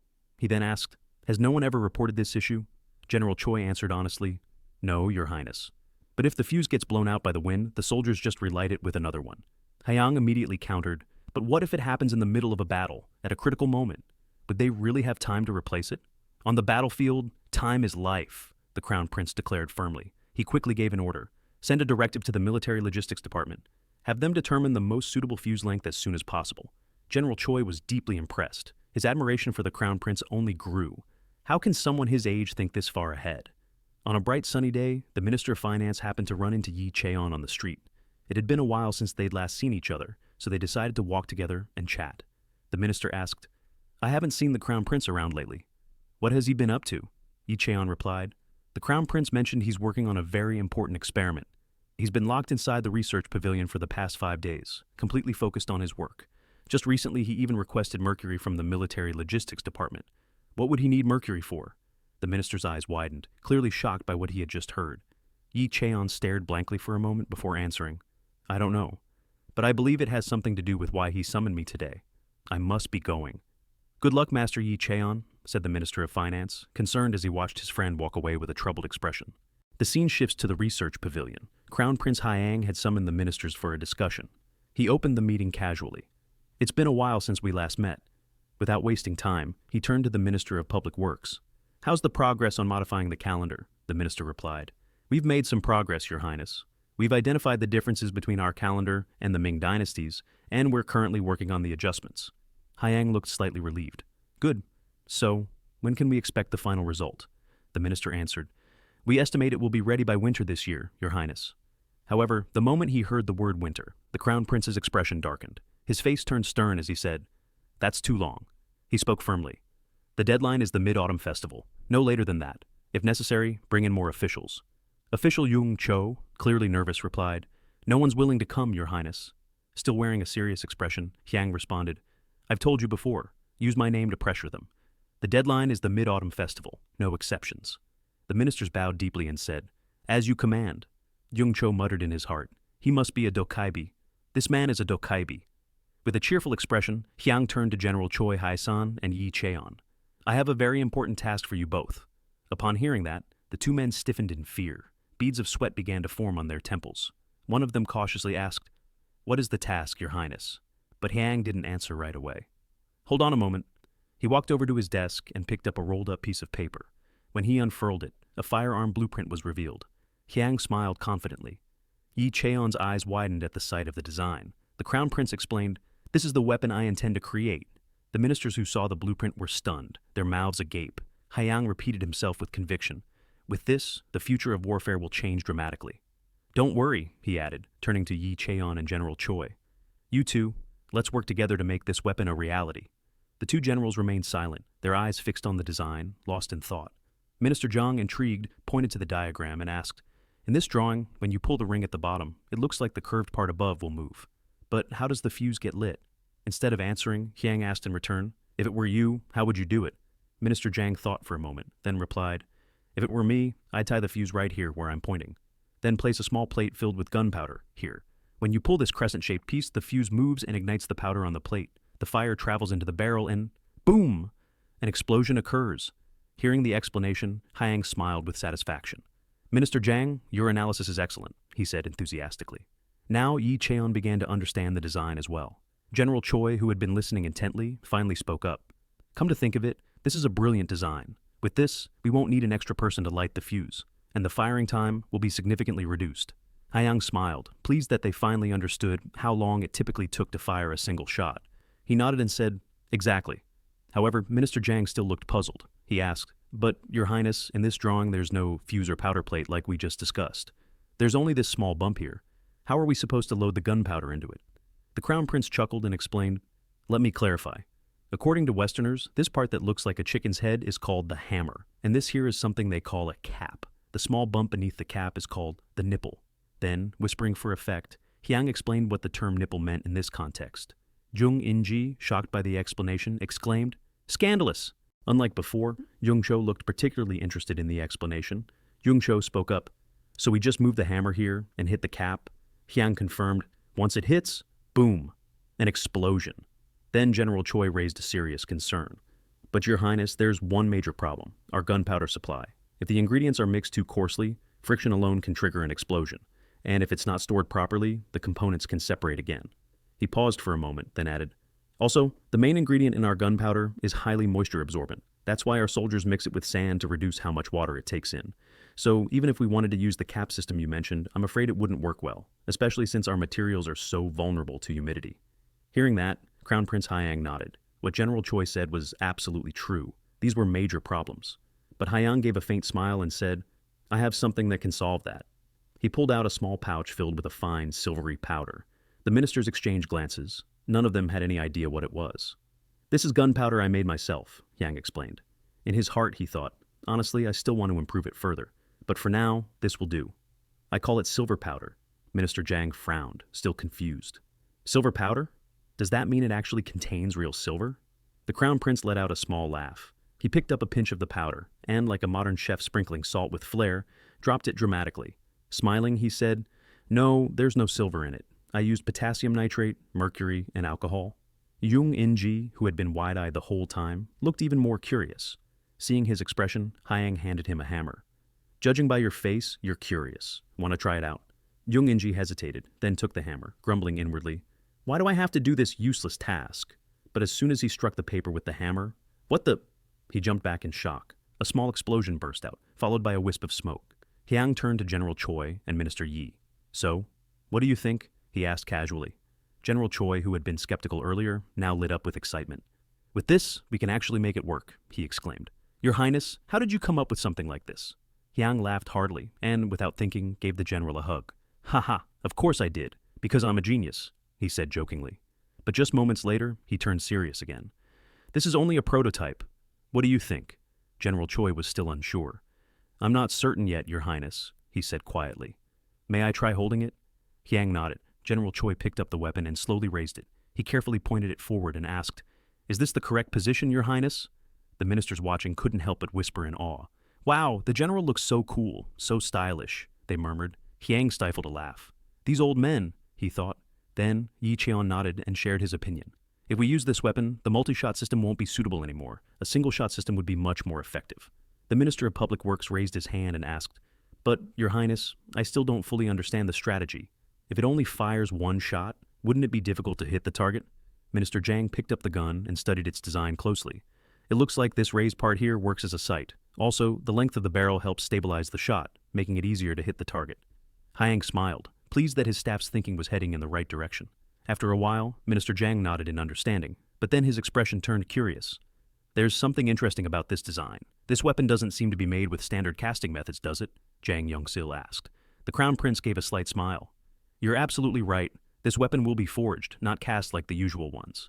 He looked seriously at Minister Jang. "That's why I need you to inform the Military Logistics Department early, so they can begin preparations." A few weeks later, in the Royal Palace Hall, King Sejong sat in deep thought on his throne. One hand supported his chin, his mind filled with unanswered questions. He let out a slow sigh and muttered, "I haven't seen the Crown Prince much lately. Even yesterday afternoon, he was nowhere to be found. What could he be up to?" Suddenly, hurried footsteps echoed from outside. A eunuch entered and bowed respectfully. "Your Majesty, the Crown Prince has arrived." "Oh, let him in!" King Sejong commanded. The ministers began grumbling among themselves. "So much for our days of peace." The Crown Prince bowed and greeted his father. "I hope you've been well, father." King Sejong stared intently at his son. His voice was calm, but carried weight. "I rarely see you these days. What have you been working on?" The Crown Prince smiled. "I was just about to report the results of my recent research, father." A eunuch stepped forward and handed the Crown Prince a thick book. "This is the report on the achievements of the Institute for Scientific and Technological Development, Your Majesty." The king opened the book and began reading carefully. His brows furrowed as he examined the contents. After a while, he looked up and asked cautiously, "Is everything in this report true?" The Crown Prince replied calmly, "Yes, father." The king continued reading. His eyes widened in shock. He repeated his question, this time with a more serious tone. "So, you've really figured out how to adjust the Ming dynasty calendar to better fit our nation's needs?" The Crown Prince remained composed and nodded. "Yes, father. Do you remember the incorrect timing of the solar eclipse ritual a few years ago? The prediction was off, and the ritual ended up starting 15 minutes late. As a result, the official responsible for the forecast was punished." The king slowly nodded. "Yes, I remember it well." The Crown Prince continued explaining. "The main reason that happened was because the Ming dynasty calendar doesn't fully align with our own time system. That's why we needed to develop a formula that better suits our country.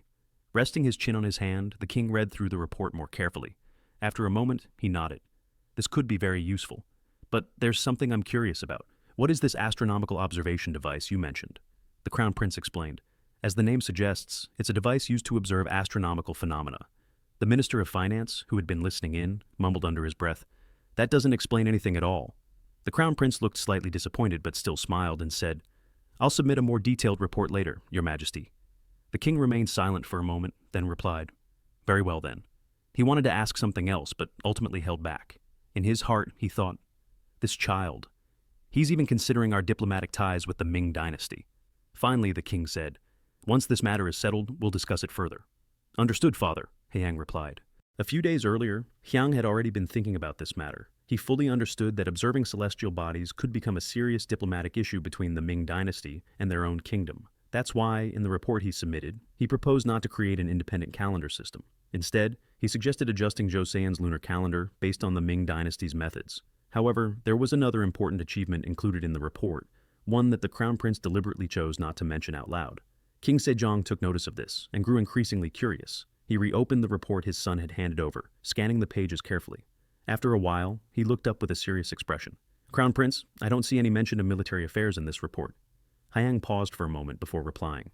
"Research in the military field is being conducted under extremely strict confidentiality, Your Majesty." "That's why we need a bit more time," the ministers whispered among themselves. What exactly are they working on? But before anyone could ask further, the Crown Prince added something that made the king flare up. "Although we're a little behind schedule, we'd like to request additional funding, Your Majesty." King Sejong's face turned bright red. He clenched his fists, trying to contain his anger. "You insolent brat! You should show results first before asking for more money." Even as the king scolded him, Hyang remained silent, choosing to keep the matter secret. General Choi Hai-san and Yi Cheon, who were also present, didn't say a single word. Everyone stayed quiet, despite the king and ministers pressuring them for answers.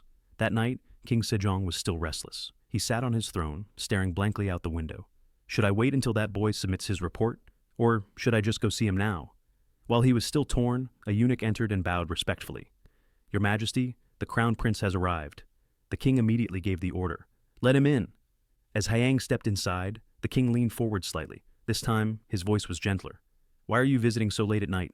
The Crown Prince lowered his head respectfully. "My apologies for coming at this hour, Father. I don't have much to report right now, but I do have a request." The king raised an eyebrow. "A request?" Hyang nodded. "I need access to the officers and soldiers from the military training center." King Sejong replied, "Very well, permission granted." Hyang exclaimed, "Your generosity is boundless. Oh, by the way, Father, we're starting to run out of funds, so if you could—" Before Hyang could even finish his sentence, King Sejong cut him off and snapped, "You little rascal, get out of here." A few days later, a number of officers and soldiers from the training unit were dispatched to the Science Research Institute. But what stood out was that even though they were there, none of them spoke a word about what was happening. Even more suspicious, the soldiers sent to the institute were soon relocated to a different, heavily guarded site. The area was surrounded by tall fences and secured to the highest degree. One thing, however, couldn't be hidden. Explosions could be heard every single day from within. At the entrance, the Crown Prince posted a sign. It read, "Area 51. Upon hearing the name Area 51, King Sejong grew curious and asked his ministers, "Area 51? What does that mean?" One minister shook his head. "I don't know either, Your Majesty." But after the name was introduced, a new term began circulating among palace officials. Game changer. King Sejong squinted. Game changer? What does that mean? "I'm not entirely sure either, Your Majesty, but I heard it's a term from the West." The king let out a long sigh. This child, he becomes harder to understand each day. Since Area 51 was established, the Crown Prince had become even busier. He woke up every morning at 6 or 7, completed his royal duties, and immediately headed to the Military Research Institute inside Area 51. His schedule was so packed that he began riding a horse just to save travel time. The sight of Hyang galloping through the city streets became a spectacle in itself. Two officials, watching from the roadside, whispered to each other, "What exactly is the Crown Prince working on?" Meanwhile, back in the palace, a minister bowed and said, "Your Majesty, we can't wait any longer. We must investigate what the Crown Prince is doing." Another minister chimed in, "He's right. We need to ensure the royal budget is being used properly." The king let out a quiet sigh. He lifted his gaze and asked, "Do all the ministers feel this way?" The ministers exchanged glances and nodded. King Sejong paused in thought before finally saying, "I feel the same." Then, in a firm voice, he gave the order, "Summon the Crown Prince." Immediately, one high-ranking official quickly responded, Yes, your majesty. A short while later, Hyang arrived before the king and bowed respectfully. You called for me, father? The king stared at him sharply. I know you've produced great results since last spring, but the ministers and I haven't received a single report since then. We want an update right away. Hyang remained composed. With a steady voice, he replied, Father, my apologies. But what I'm working on is tied directly to Joseon's national security. Because of that, I have no choice but to keep everything confidential until the results are ready. It's highly classified. The king narrowed his eyes at the crown prince. I understand this is a secret project, but without a proper report, I can't approve any more funding. Two ministers standing nearby glanced at each other. Is His Majesty really going to launch an investigation? King Sejong continued. That's why I'll be conducting an inspection of your work myself. Hyang swallowed hard. He knew time was running out. Seeing the nervous look on his son's face, the king finally said, Very well. I'll give you time to prepare. How long do you need? Hyang took a deep breath. He knew there was no choice but to face this head on. Please give me just 5 days. The king gave a firm nod. Fine. In 5 days, we'll inspect the research institute. 5 days later, all the ministers and palace officials gathered outside the research institute. When the king arrived, they all bowed in unison. The crown prince greeted him with enthusiasm. Father, you're here. The king nodded, his eyes scanning the area. It seems research here has progressed rapidly. I see there are more and more officials involved. But then he squinted suspiciously as something caught his eye. King Sejong asked, Why do they all look unwell? Or is that just my imagination? Hyang quickly replied, It's just your imagination, father. Now then, shall we head inside? Inside the building, the king looked over the various items on display. Isn't that something Minister Jang created? Why is it so small? The crown prince smiled faintly. That's just a miniature model for display, father. The actual items aren't functional yet. The king frowned. That's all? This doesn't match the budget that's already been spent. But Hyang let out a small chuckle and quickly walked toward a door at the side of the room. Before opening it, he turned back and said, Father, that was just the beginning.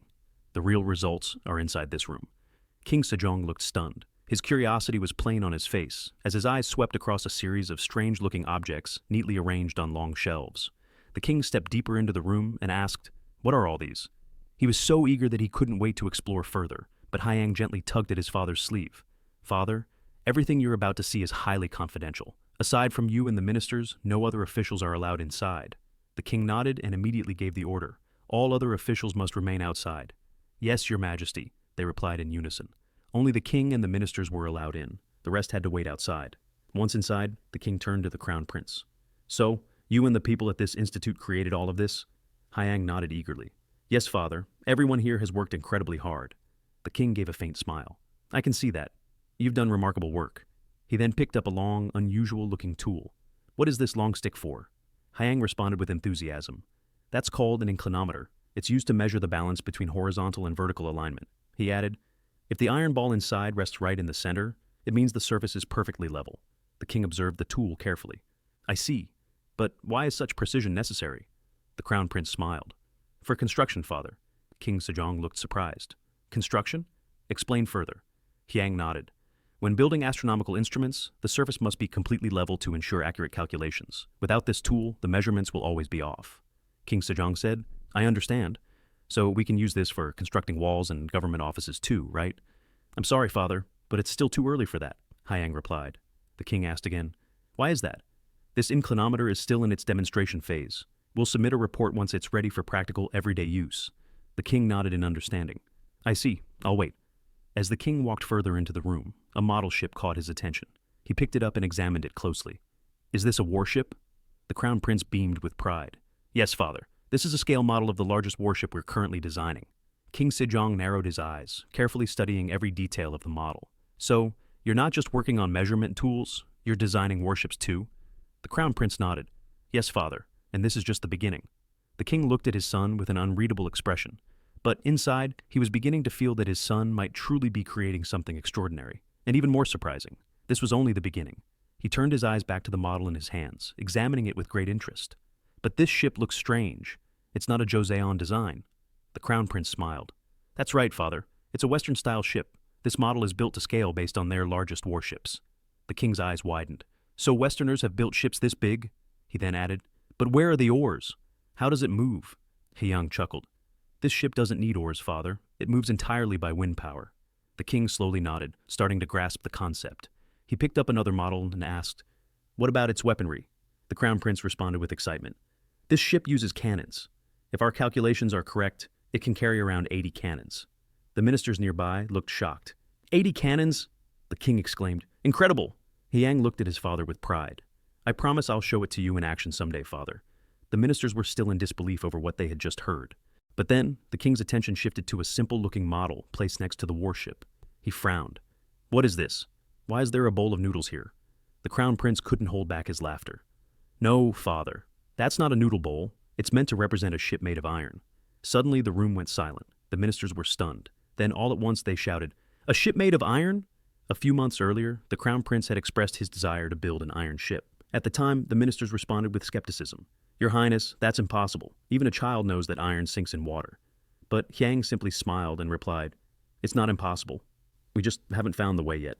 He then gave an order, Eunuch, bring me a bronze noodle bowl and a basin filled with water from the kitchen. The eunuch bowed respectfully and quickly carried out the order. Once everything was prepared, Hyang casually took the bronze bowl and placed it on the surface of the water. See? Even iron can float. The ministers were stunned, now curious to hear Hyang's explanation. He calmly continued. If an object is solid and has a small surface area in contact with the water, it will sink. But if we make it hollow and increase the surface area that touches the water, it can float. He added, the key is density. If we build an iron object with a large enough volume and make sure it's hollow inside, its density will be lower than water, and the iron ship will float. Jang Yong Sil stroked his beard and nodded, showing he understood Hyang's point. Meanwhile, Yi Cheon looked confused by the term density. Before Yang could explain, Minister Jung Cho cut in, I've heard of this at the Engineering Institute. If we use thin but strong iron plates and assemble them, we can build an iron ship.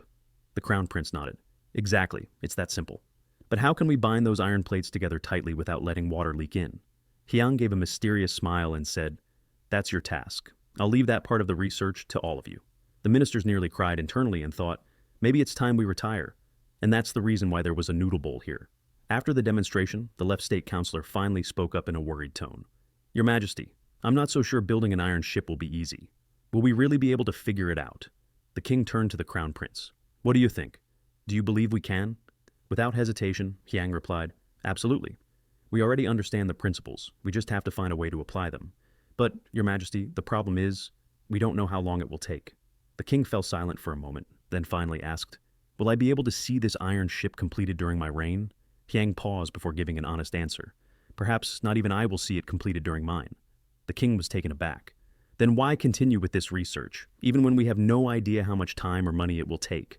But the crown prince stood firm. With full conviction, he said, For the future of Joseon, we have to do this. Please trust me, father. The room fell silent again. The ministers and the king stared at the crown prince, speechless at his boldness. King Sejong murmured, This boy, he's reckless. But everything strange he's done so far has led to something amazing. The king let out a long sigh, then spoke with authority. Very well. Continue the research. The crown prince smiled broadly. A major new step for Joseon's future had just begun. But we can't keep investing time and money blindly. You must prepare and submit detailed plans on a regular basis. Hyang replied, As you command. The king was still examining the iron ship model when something odd caught his eye in the corner of the room. I'm curious. What's that strange-looking object over there? The crown prince turned and answered, Oh, that's Heron's steam engine, father. The king frowned. A steam engine? Like this? Hyang nodded and explained, It's a device invented long ago by a Western scholar. Suddenly, Jang Yong Sil spoke up.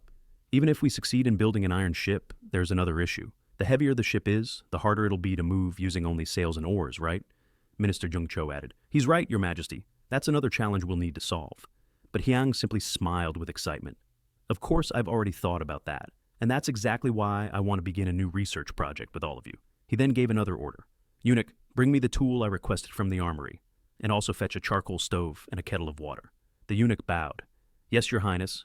Not long after, the eunuch returned with the tools the crown prince had requested. Hyang quickly prepared the steam engine experiment, filling Heron's ball with water, setting it up, then heating it with charcoal.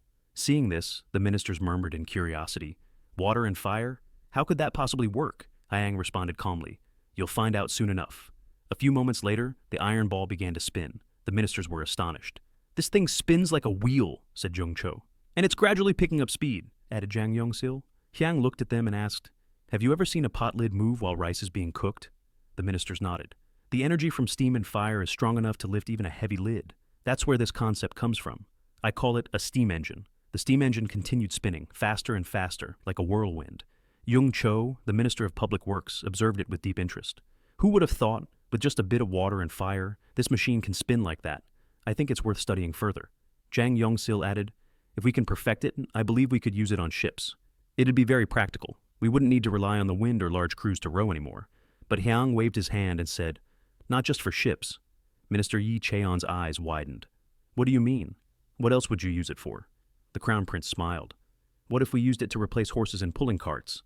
The ministers looked stunned. This machine, replacing horses? The Minister of Public Works and the Minister of Finance exchanged glances, then looked back at Hyang, clearly in disbelief. But is that even possible? King Sejong looked unsure. You want to use this machine to pull carts? Hyang nodded. Yes, father. King Sejong sighed and shook his head. I don't understand. How would that even work? The Crown Prince smiled calmly. Which part doesn't make sense, father? The king explained. To run this machine, you'd need to constantly supply it with water and fire, right? That means you'd have to carry a lot of water and firewood. If that's the case, there wouldn't be enough room for cargo or passengers.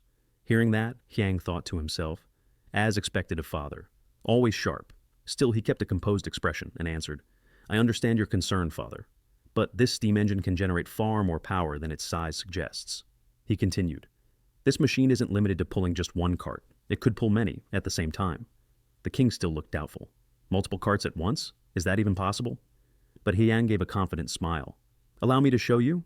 With great enthusiasm, Hyang headed to another room and opened a cabinet. As the king and his ministers stepped inside, they were all stunned. Hyang smiled with satisfaction at their reactions and murmured, This is my dream, born from the spirit of the 21st century that I carry within me. In front of them stood a detailed model of a railway system. He then announced, Allow me to demonstrate the power of this steam engine. With full confidence, the Crown Prince gave an order to the eunuch, Prepare the locomotive. The king, growing increasingly curious, asked in confusion, You attached the steam engine to wheels? But before he could finish his question, Hyang had already lit the fire. Within seconds, the miniature locomotive let out a hiss. White steam billowed, and the wheels slowly began to turn, then faster and faster. The ministers held their breath. It's moving, on its own. The king could only watch wide-eyed as the tiny steam train moved steadily along the rails. The Crown Prince beamed and said, This is still just a model, but we'll do everything we can to bring it to life. With this, we can connect the entire nation faster than ever before. If the research succeeds, we could reach destinations that once took days, in a single day. Then Hyang paused, shook his head slightly, and corrected himself. No, we'll be able to travel from the southernmost point of Joseon to the farthest north in just one day. When that day comes, the frozen heartbeat of Joseon will begin to beat again. King Sejong whispered softly. The frozen heartbeat of Joseon will beat again? Hyang continued. Looking at our current reality, the pulse of Joseon is frozen. Because of the high mountains, people remain bound to the land where they were born. They can't leave. They can't see the outside world. And in the end, they live stagnant lives until the day they die. That's why they've grown deaf to what's happening beyond their borders. Their lives flow on, unchanged. But if this locomotive can reach every corner of the land, then Joseon will finally understand the true meaning of bringing great benefit to the world of mankind. The right state councilor murmured, This feels like a dream. The left state councilor could only stand speechless, stunned by the Crown Prince's vision. But King Sejong looked uncertain, his brow furrowed in thought. He muttered under his breath, nearly lost in his own mind. There's no doubt this will cost a fortune. His sharp gaze shifted to Crown Prince Hyang, his eyes filled with serious contemplation. After a long pause, he finally spoke firmly. I'll help you resolve the labor issue. But what about the funding? Have you considered how to finance this research? Crown Prince Hyang nodded confidently. Yes, Your Majesty. I've prepared an economic plan that can support the research without placing too much burden on the royal treasury. With conviction, he gave an order. Minister of Public Works, please present the funding plan we've prepared. Minister Young Cho moved immediately. With practiced hands, he retrieved and laid out several thick books filled with financial documents. King Sejong eyed the growing stack with a frown. His eyes widened at the sheer volume before him. What is this? A full-scale national development plan? He let out a heavy sigh and grumbled. At times like this, I truly despise the golden brush. But Hyang remained composed. With a voice full of determination, he explained, This is a long-term strategy. This plan is designed to strengthen Joseon's economy by considering geography, economic conditions, population distribution, and the resources available to us. But King Sejong didn't respond right away. His eyes remained fixed on the stack of thick books, 42 of them in total. After a long pause, he took a deep breath and finally spoke in a calmer tone. Still, this is worth a deeper look. He turned to the left state councilor and gave a command. Review everything with the other ministers. Yes, Your Majesty, the counselor replied respectfully. Suddenly Hyang spoke again, but this time his voice was more serious. Your Majesty, I have one very important request. King Sejong turned to his son, giving him his full attention. What is it? He asked. Hyang took a deep breath and spoke with concern. At the moment, the research center is severely understaffed. Including myself, many officials are working without enough rest. The king turned his gaze to Jung Cho, examining him closely. Minister of Public Works, is this true? Jung Cho fell silent. His tired face grew even more somber, and before he could stop himself, tears began to fall down his cheeks. Choked with emotion, he finally spoke in a near-broken voice. Your Majesty, we're working on more than one project at the same time. With so many tasks and so few people, we barely have time to rest. King Sejong narrowed his eyes. Can't you recruit more officials to help? Jung Cho slowly shook his head.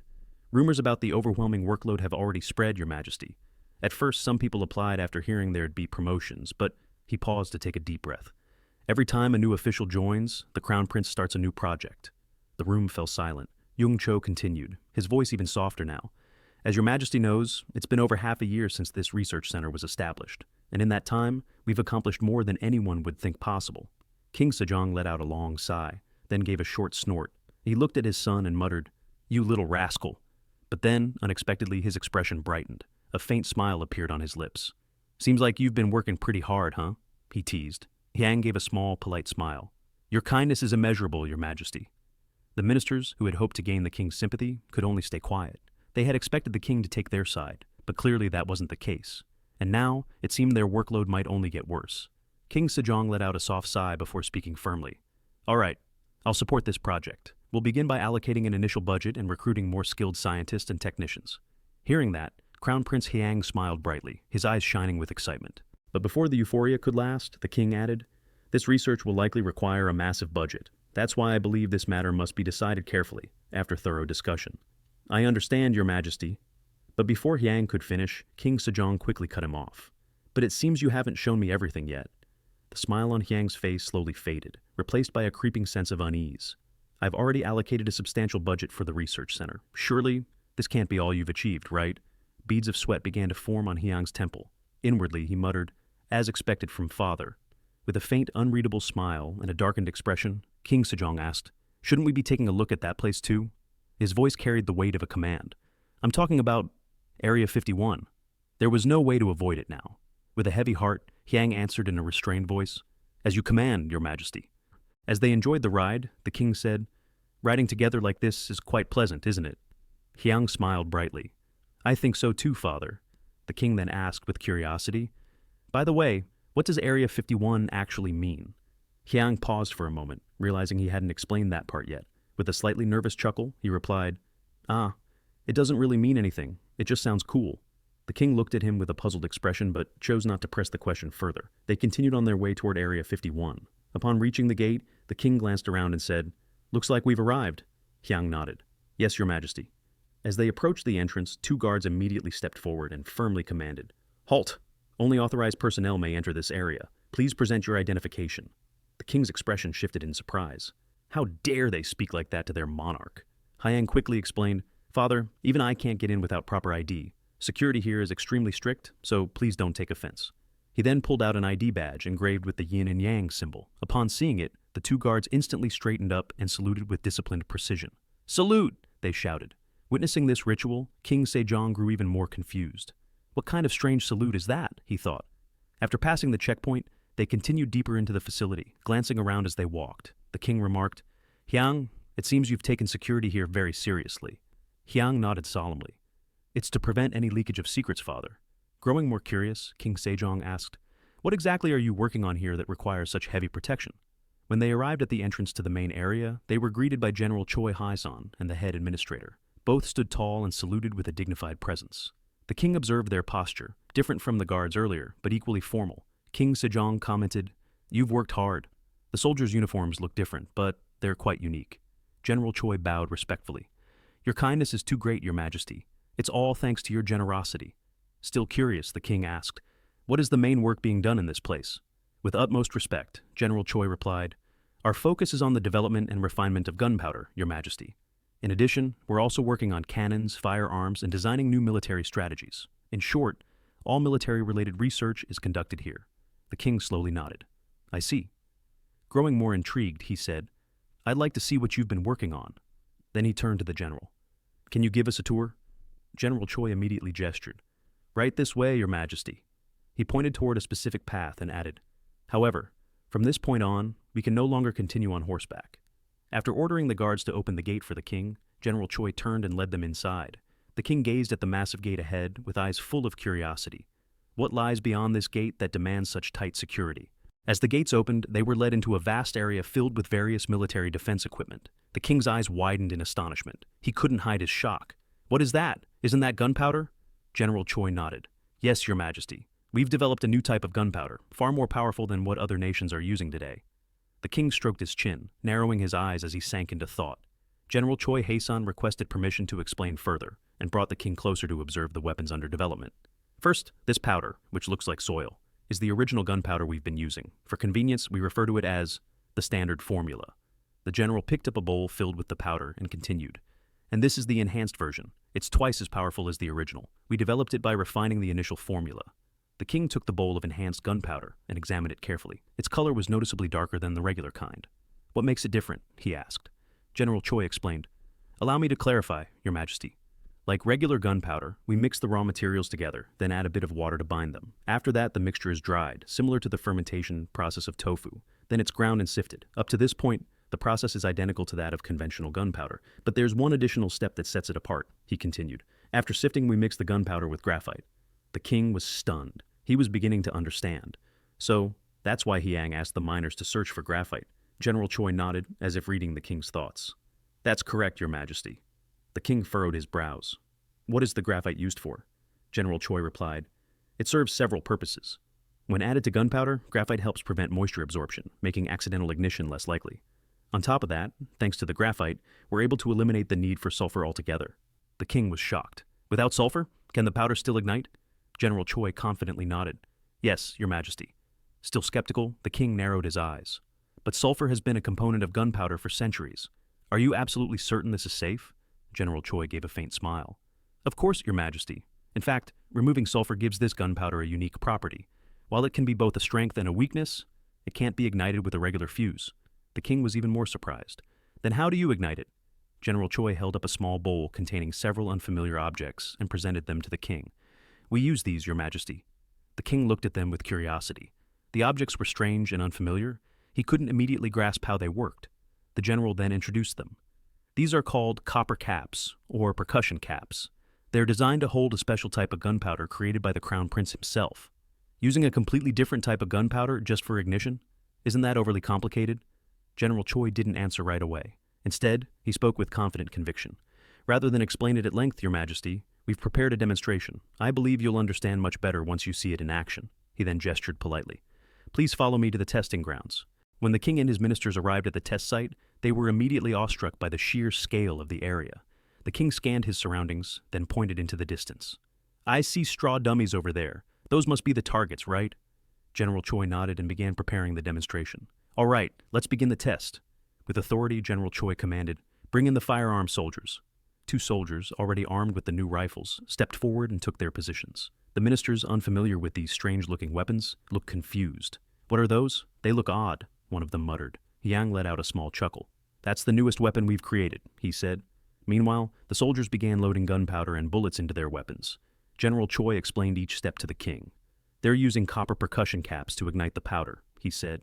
The soldiers then raised their rifles and carefully took aim at the target. General Choi gave the order. Fire! With the pull of the trigger, bullets tore through the air with incredible force, striking the target with pinpoint accuracy. The explosive sound of the gunfire echoed across the field, leaving the king and his ministers stunned. They stared at the target, now pierced clean through, unable to hide their amazement. Incredible! The power is astonishing, one of the ministers exclaimed. Even from such a distance, the impact of the bullets remained strong, showing no sign of weakening. Everyone present was in awe. The crown prince nodded in satisfaction. King Sejong beamed with joy. Compared to arrows, firearms may be slower to reload, but this weapon overcomes that flaw with devastating power. Truly, this is the ultimate weapon. Hearing the praise, Hyang felt proud, but remained humble. You flatter me, father. This is all thanks to the hard work of our officials and craftsmen, he replied. We've named this the long-barreled firearm. The king turned to General Choi and said, Long-barreled firearm is quite fitting. Bring one over. I want to examine it up close. but General Choi hesitated for a moment before responding. Your Majesty, before that, allow me to introduce another type of gunpowder. The king raised an eyebrow. Another type? What do you mean? General Choi nodded. Yes, Your Majesty. On the left here is the standard gunpowder we've always used. On the far right is the double-strength powder we just demonstrated. Next to it is the silver powder, developed by the Crown Prince himself, used as a primer to ignite the main charge. Then we have cotton powder, which is made from fabric, and to the far left, virtuous powder, a more advanced version of cotton powder. Lastly, there's one more special explosive, blasting oil, also created by the Crown Prince. Intrigued, the king asked, Silver powder? Don't tell me it's made from real silver. Yang quickly clarified. No, Your Majesty, we use mercury.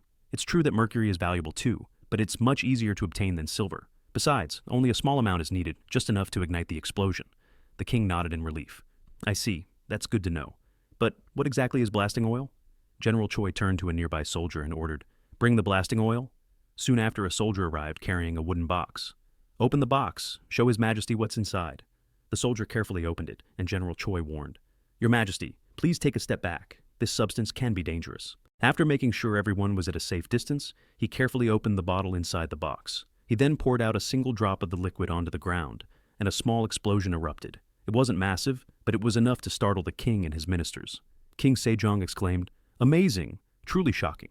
So the name blasting oil is no exaggeration. General Choi responded, Its explosive force is twice that of the gunpowder currently used in Joseon. You've really created something incredible, Crown Prince. The king praised his son, and Hyang replied with a bright smile. You flatter me, father. But, with the way things are in Joseon right now, this weapon can't be used yet. The king asked, Why can't it be used? Hyang explained, This explosive is extremely sensitive to impact. If the barrel collides with anything, or experiences strong vibrations during transport, it could detonate instantly.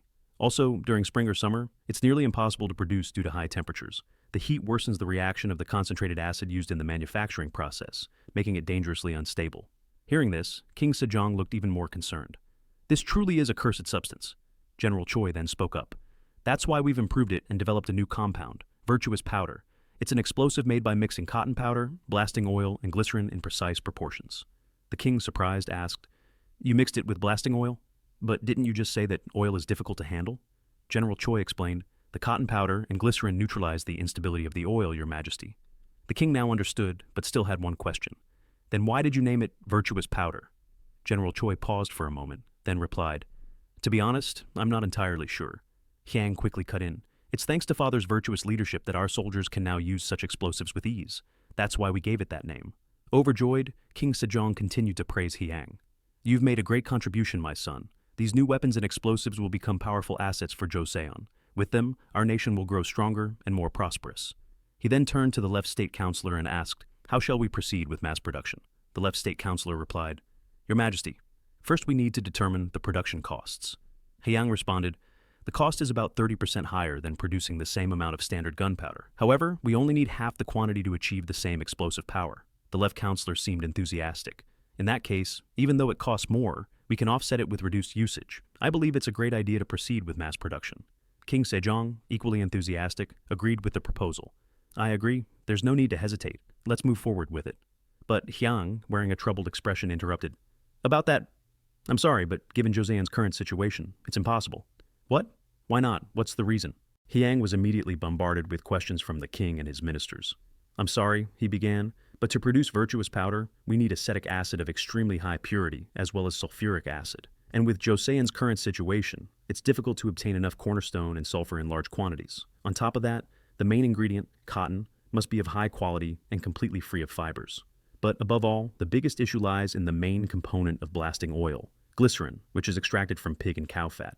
Yet, pigs only contain at most about 15% fat. In other words, even if everyone in Joseon ate pork 3 times a day, we still wouldn't be able to extract enough fat. The king was stunned. His eyes widened, then slowly dimmed with disappointment. His voice lowered to a whisper. Dear heavens, if there's truly no solution, perhaps I was better off never knowing that gunpowder this powerful could even exist. The king slumped in defeat, his thoughts consumed by hopelessness. Seeing his father so shaken, Hyang stepped forward, his eyes sharp and filled with determination. Father, don't give up. Neglecting the nation's defense is a direct path to ruin. King Sejong responded, Do you think I don't know that? But right now, Joseon doesn't offer us a clear path forward. Hyang then reminded him firmly, Father, Why did you begin reforming this country in the first place? Wasn't it to prepare for exactly these kinds of hard times? He continued.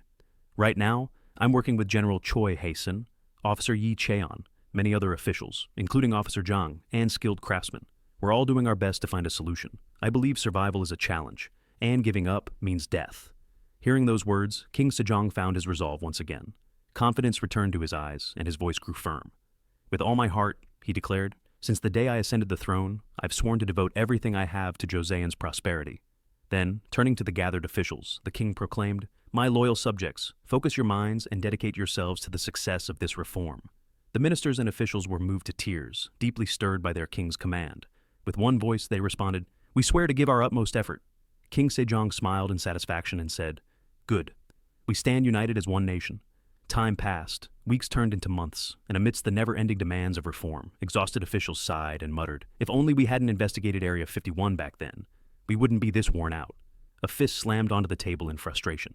The left state councilor, realizing his mistake, slapped his own mouth and muttered, This mouth of mine keeps getting us into trouble. Trouble really does start with a careless tongue. After touring the facilities, King Sejong offered high praise. You've done an outstanding job, he said. I won't hold back any resources to support this effort. Find a way to mass-produce this gunpowder. I want to see the entire Joseon army equipped with these cutting-edge weapons as soon as possible. The crown prince smiled and replied, I'll do my best, father. However, as the king looked at the pale faces and emaciated bodies of the craftsmen, his heart filled with concern. All of this is the result of their tireless labor, he thought. How much suffering must they have endured to become so thin? King Sejong then turned to General Choi and asked, General Choi, can you explain the process of how these rifles are made? With teary eyes and a passionate voice, General Choi responded, Yes, Your Majesty. To forge these rifles, every single tool must first be tempered. Then, we flash back to an earlier time, when the Crown Prince had just begun the rifle production process. Two craftsmen were seen discussing his orders. One of them said, He wants us to make everything starting with an anvil made from steel. The second craftsman replied, So we can't use the regular anvil we always use? The first shook his head. I'm not sure, but that's his command. We don't have a choice. Suddenly, a third craftsman shouted from the back, The materials ordered by His Highness have arrived. What's this, iron rods? Without delay, the Crown Prince issued his instructions.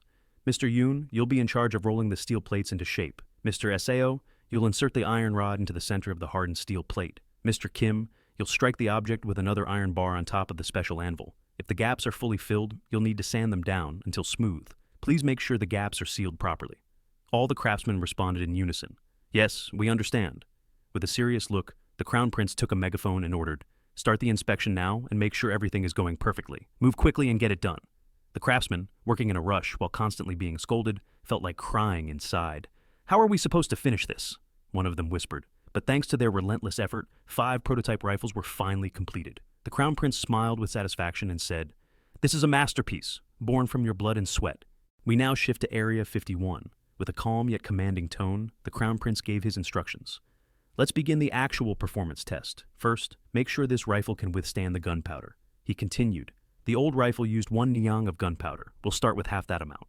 The craftsman nodded in agreement, fully aware of how critical each step in the process was. No one dared to be careless. Everyone was laser-focused. General Choi then gave a sharp command. Fire! 2 bullets burst from the barrel, cutting through the air. All eyes followed the bullet's path. The Crown Prince couldn't hide his curiosity. How did it go, General Choi? With a mix of tension and excitement on his face, General Choi immediately reported, No issues with either the original gunpowder or the double-strength powder up to 1.5 nyang, but considering the rifle's primary function, I don't think we need to go up to 2 nyang. The Crown Prince nodded, clearly satisfied. Good. Now let's reduce the powder gradually to find the most optimal amount. The effective range of the old rifle was 72 meters. Let's use that as our benchmark. Multiple rifle tests were conducted under the Crown Prince's direct supervision, as he carefully calculated the best formula for the future of Joseon's military. Suddenly, Yi Cheon cheered as the results became clear. His bullet had struck the target dead-on at a distance of 72 meters. Judging by the power, it looked like it could go even farther. Though pleased, Hyang kept his composure. Of course, that was expected. Getting more excited, Yi Cheon quickly suggested, Then let's try 91 meters. This is getting exciting. As the order was given, 2 more bullets fired with a thunderous bang, slicing through the air. A thin cloud of smoke slowly drifted upward, a faint trace of the deadly force just unleashed. Unable to contain his excitement, Yi Cheon shouted, Your Highness! With just 7.5 grams of double-strength powder, the bullet hit the target at 126 meters. That's incredible. but the moment of joy quickly turned to concern. "But this is only half a success," General Choi said hesitantly. "We've fired more than 20 rounds, but most missed. It seems the bullet's trajectory isn't stable. The accuracy is very low," he added with sharp observation. As expected from General Choi, Hyang thought to himself. Then, in a firm voice, Hyang asked, "But is that the only problem? Cleaning and reloading the rifle seems to take too much time. Why don't we try firing it without those 2 steps?" A bit startled, Yi Cheon asked, "But if we do that, won't the bullet just fall out?" With a heavy atmosphere settling in, Hyang replied sternly, "Then we simply need to craft bullets that fit perfectly into the barrel. Just try it." "Yes, Your Highness," Yi Cheon responded, though inwardly muttering in annoyance. "If you already knew the answer, why ask in the first place?" While the officials and craftsmen looked confused, the Crown Prince offered only a faint smile. "It's better they discover it on their own, rather than me giving them the answer outright. Let them experience firsthand what I've already learned." After some time testing the method suggested by the Crown Prince, General Choi reported, "We've followed Your Highness's instructions, but the gunpowder residue is blocking the next shot." The Crown Prince let out a soft sigh. "So, cleaning is still necessary after all." Hyang then tested General Choi with a question. "Think carefully. On the battlefield, enemy cavalry will charge in fast. Will there be enough time to clean the barrel before firing again?" General Choi fell silent. He searched for an answer, but could only give a small nod, quietly acknowledging the Crown Prince's point, his expression filled with shame. Next to him, Yi Cheon scratched his head in confusion, even though it wasn't itchy. The Crown Prince remained silent, disappointment creeping in. "Should I step in again?" Just as Hyang was about to speak, General Choi suddenly had an idea. His eyes lit up as he shouted, "What if we carve grooves inside the barrel?" "Grooves?" Yi Cheon asked. General Choi nodded and pointed to a small stream nearby. "Look at the flow of that stream. Water follows the curves of the land. The fire from gunpowder must also follow a path, right? If we carve grooves into the barrel, maybe the residue can follow the flow of the fire and be pushed out." Yi Cheon paused for a moment, then his eyes lit up. "That actually makes sense." Hyang, listening to their conversation, smiled with satisfaction. "Looks like I don't need to step in this time." But then, a craftsman suddenly interrupted them.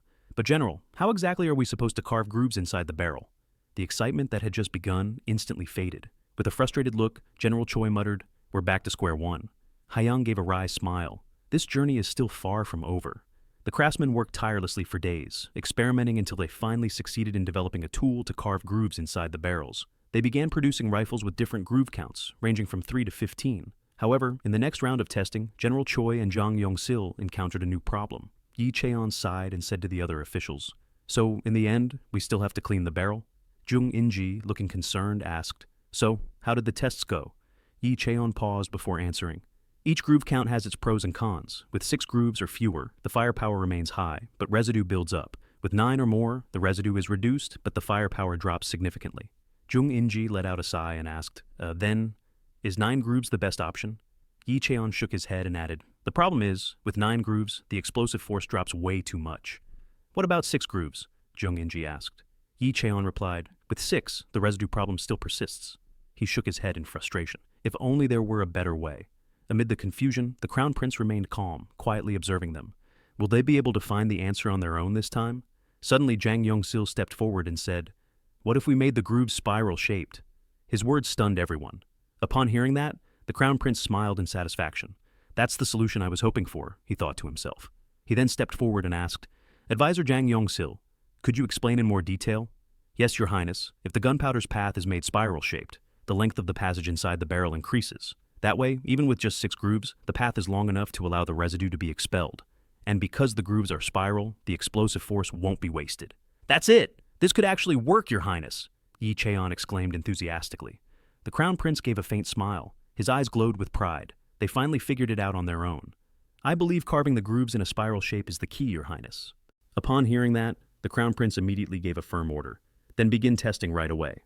A series of trials commenced. Days passed, filled with experimentation, until they finally discovered the optimal design that delivered the best performance. This wasn't just a weapons test, it was a lesson in understanding maximum range and effective range. Unable to hide his excitement, Yi Cheon shouted, "Quick, record all the results and start grouping the data." Seeing everyone working so hard, filled with passion and dedication, the Crown Prince nodded with satisfaction. They truly get it. With the right environment, these people could outshine even Nobel Prize winners. He smiled faintly, his mind already racing with future plans. Hyang, with a sly grin, murmured to himself, "My little minions. Grow up quickly." At the same time, both Yi Cheon and Jang Yong Sil felt a sudden chill run down their spines. "Why do I suddenly feel goosebumps?" they murmured. Yi Cheon furrowed his brow as something caught his attention. He stared at the report in his hand and mumbled, "What does this mean?" Just then, General Choi Hae-sin happened to be passing by. Noticing the puzzled look on Yi Cheon's face, he stopped. "Is something wrong, sir?" he asked.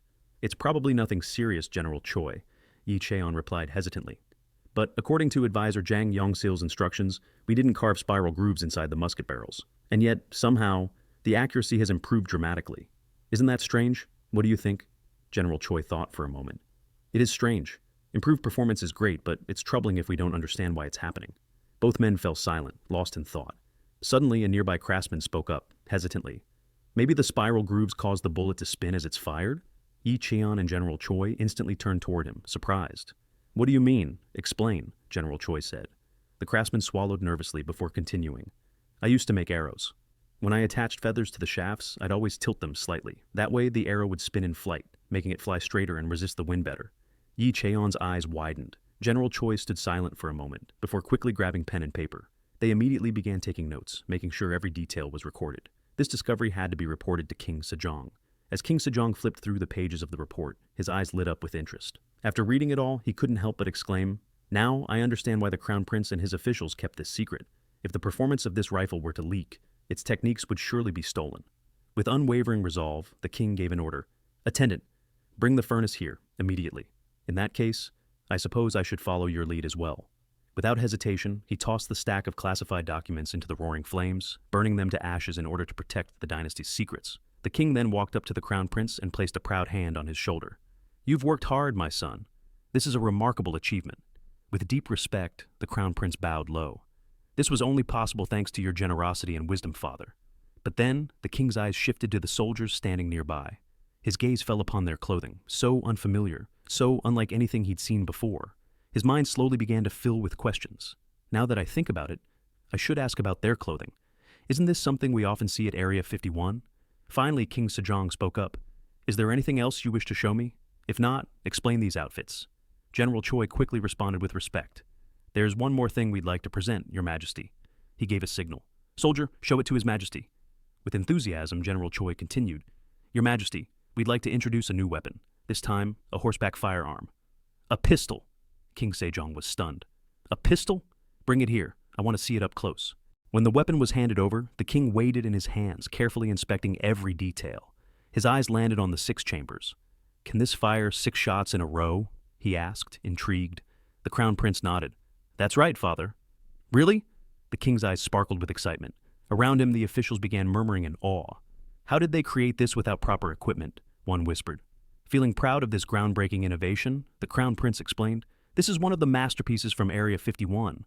The king's eyes sparkled even more at those words. Unable to hold back his curiosity, he gave a direct command. "I want to see how it's used." "Yes, Your Majesty." General Choi stepped forward, standing tall and confident, like a trained cowboy. In one swift motion, he drew the pistol from its holster. He raised it, aimed with precision, and pulled the trigger. 6 shots rang out in rapid succession. Each bullet tore through the air, striking its target with perfect accuracy. The officials watching were left in awe. "General Choi is truly the best of the best," one of them whispered in admiration. Meanwhile, Hyang could only offer a bitter smile. This achievement, which should have been credited to him, now seemed to be stolen by the general. The left minister stepped forward and asked, "May I inspect the target, Your Majesty?" General Choi nodded politely. "Of course." With permission granted, the left minister quickly ran to the target for a closer look. After carefully examining the impact points, each bullet hitting vital areas, he turned and reported to King Sejong, "Your Majesty, with this kind of power, any enemy within 73 meters would be sent straight to hell." The king was stunned. "Are you certain?" "I'm absolutely certain, Your Majesty." Unable to contain his excitement, the king was amazed by his followers' achievements. "You've truly accomplished something remarkable," he said enthusiastically. "Now I understand why the ministers keep praising you. You've worked incredibly hard." The crown prince bowed and replied humbly, "Your Majesty gives me too much credit." Still, the king's curiosity wasn't fully satisfied. "But Crown Prince, what about the armor?" The crown prince bowed slightly and replied, "Forgive me, father, but there's still one more weapon I haven't introduced yet." Once again, King Sejong's curiosity would have to wait. He said, "Crown Prince, the sun is about to set." But before he could finish, Hyang cut him off. "What I'm about to show you now is a firebomb." As if he had completely forgotten what he was just saying, King Sejong responded, "So, what if the sun is setting? Let's see it." Hyang chuckled softly. "Anyone can see. He's a true military weapons enthusiast. As they continued walking, the king began to notice just how far they'd traveled from the palace. This place is quite far from the royal grounds, he commented. The crown prince quickly explained, we needed a wide open space to test the firebomb, father. What kind of firebomb requires an area this large? Did you cut down all the trees here? The crown prince nodded. Yes, father. We cleared the area completely to prevent any risk of fire. The crown prince then introduced the new weapon. This is the firebomb we've recently developed. We propose calling it the sky-piercing thunderous strike. Immediately, the officials began whispering among themselves, discussing the name with great interest. Thunderous strike? Isn't that Jinshinro from the Jin dynasty? The right minister added. It seems so. I recall hearing that it resembles General Choi Museon's explosive cannon. Maybe they added thunderous because it uses a bowl-shaped rim. The crown prince stood on the edge of the field, observing with satisfaction.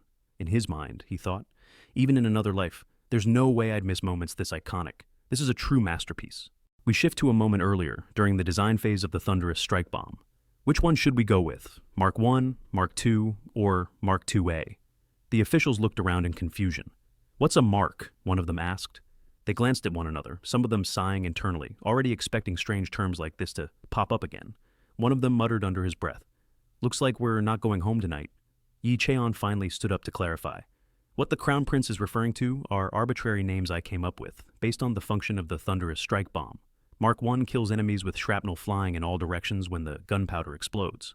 Mark 2, on the other hand, releases fire from the gunpowder chamber when ignited, causing flames to spin outward and scatter both fire and caltrops in every direction. Mark 2, A uses an iron plate to seal the gunpowder chamber before releasing fire and caltrops in a more concentrated burst. The crown prince immediately cut in with a sharp tone.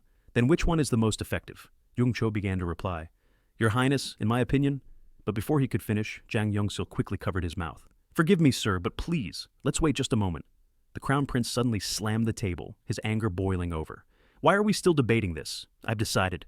We're going with Mark 2A. This military meeting is over. Everyone, take a break. The shocked officials quickly asked. But what about you, Your Highness? The crown prince grinned, his eyes gleaming with excitement. I just had a brilliant idea. There's no way I can sit still now. You're only getting in my way. Dismissed. Jang Yong Sil, pleased that his plan had worked, smiled and said, Come on, gentlemen. The crown prince already has everything under control. The scene transitions. In the open field, King Sejong stared intently at the firebomb lying on the table. His eyes narrowed, clearly filled with doubt. Did you really develop this yourselves? He asked. General Choi respectfully replied, Yes, Your Majesty. The crown prince personally designed it, from concept to final form. King Sejong's curiosity grew. Is that so? I'd like to understand how it works. But General Choi hesitated to respond. The crown prince, Hyang, quickly interjected. Please allow us to explain everything after the demonstration, father. Two soldiers rushed forward, pulling a large cannon into the field. With a serious tone, General Choi warned the king and his officials, This is dangerous. Please take cover behind the wall. The soldiers carefully loaded the firebomb into the cannon's barrel, then quickly took shelter behind a barricade, waiting for the signal. From a distance, a soldier shouted, Fire! The cannon was ignited, and with a deafening roar, the projectile shot out like a rocket, packed with immense destructive power. The king watched anxiously. But after a few moments, nothing happened. He frowned and turned to General Choi. Why hasn't anything exploded? Remaining calm, General Choi replied, It'll detonate soon, Your Majesty. Just as the projectile reached the center of the target area, it began to slow down. Then suddenly, boom! A massive explosion shook the entire area. The officials watching were left speechless, their jaws dropping at the overwhelming force. As the blinding light faded, thick black smoke slowly cleared, revealing nothing left of the target dummies but scattered, shattered remains. A concerned official quickly asked, Your Majesty, are you all right? Still shaken, King Sejong coughed lightly and replied, I'm fine, just a bit startled. The official bowed respectfully. You may stand now, Your Majesty. Another official, still in shock, muttered, How is it possible for the blast to be that strong? That was terrifying. The explosion had utterly obliterated the entire set of target dummies, leaving no trace behind. King Sejong, still trying to process what he had just witnessed, finally exclaimed, How is this possible? Is this really the power of a single firebomb? The left minister added, If this were a real battlefield, this place would have turned into hell. Driven by curiosity, the king turned to General Choi and ordered, Tell me, how does the thunderous strike actually work? General Choi responded, Yes, Your Majesty. First, we crafted the bomb's outer shell to be as thin as possible, just strong enough to survive being fired and landing, but weak enough to explode with maximum impact.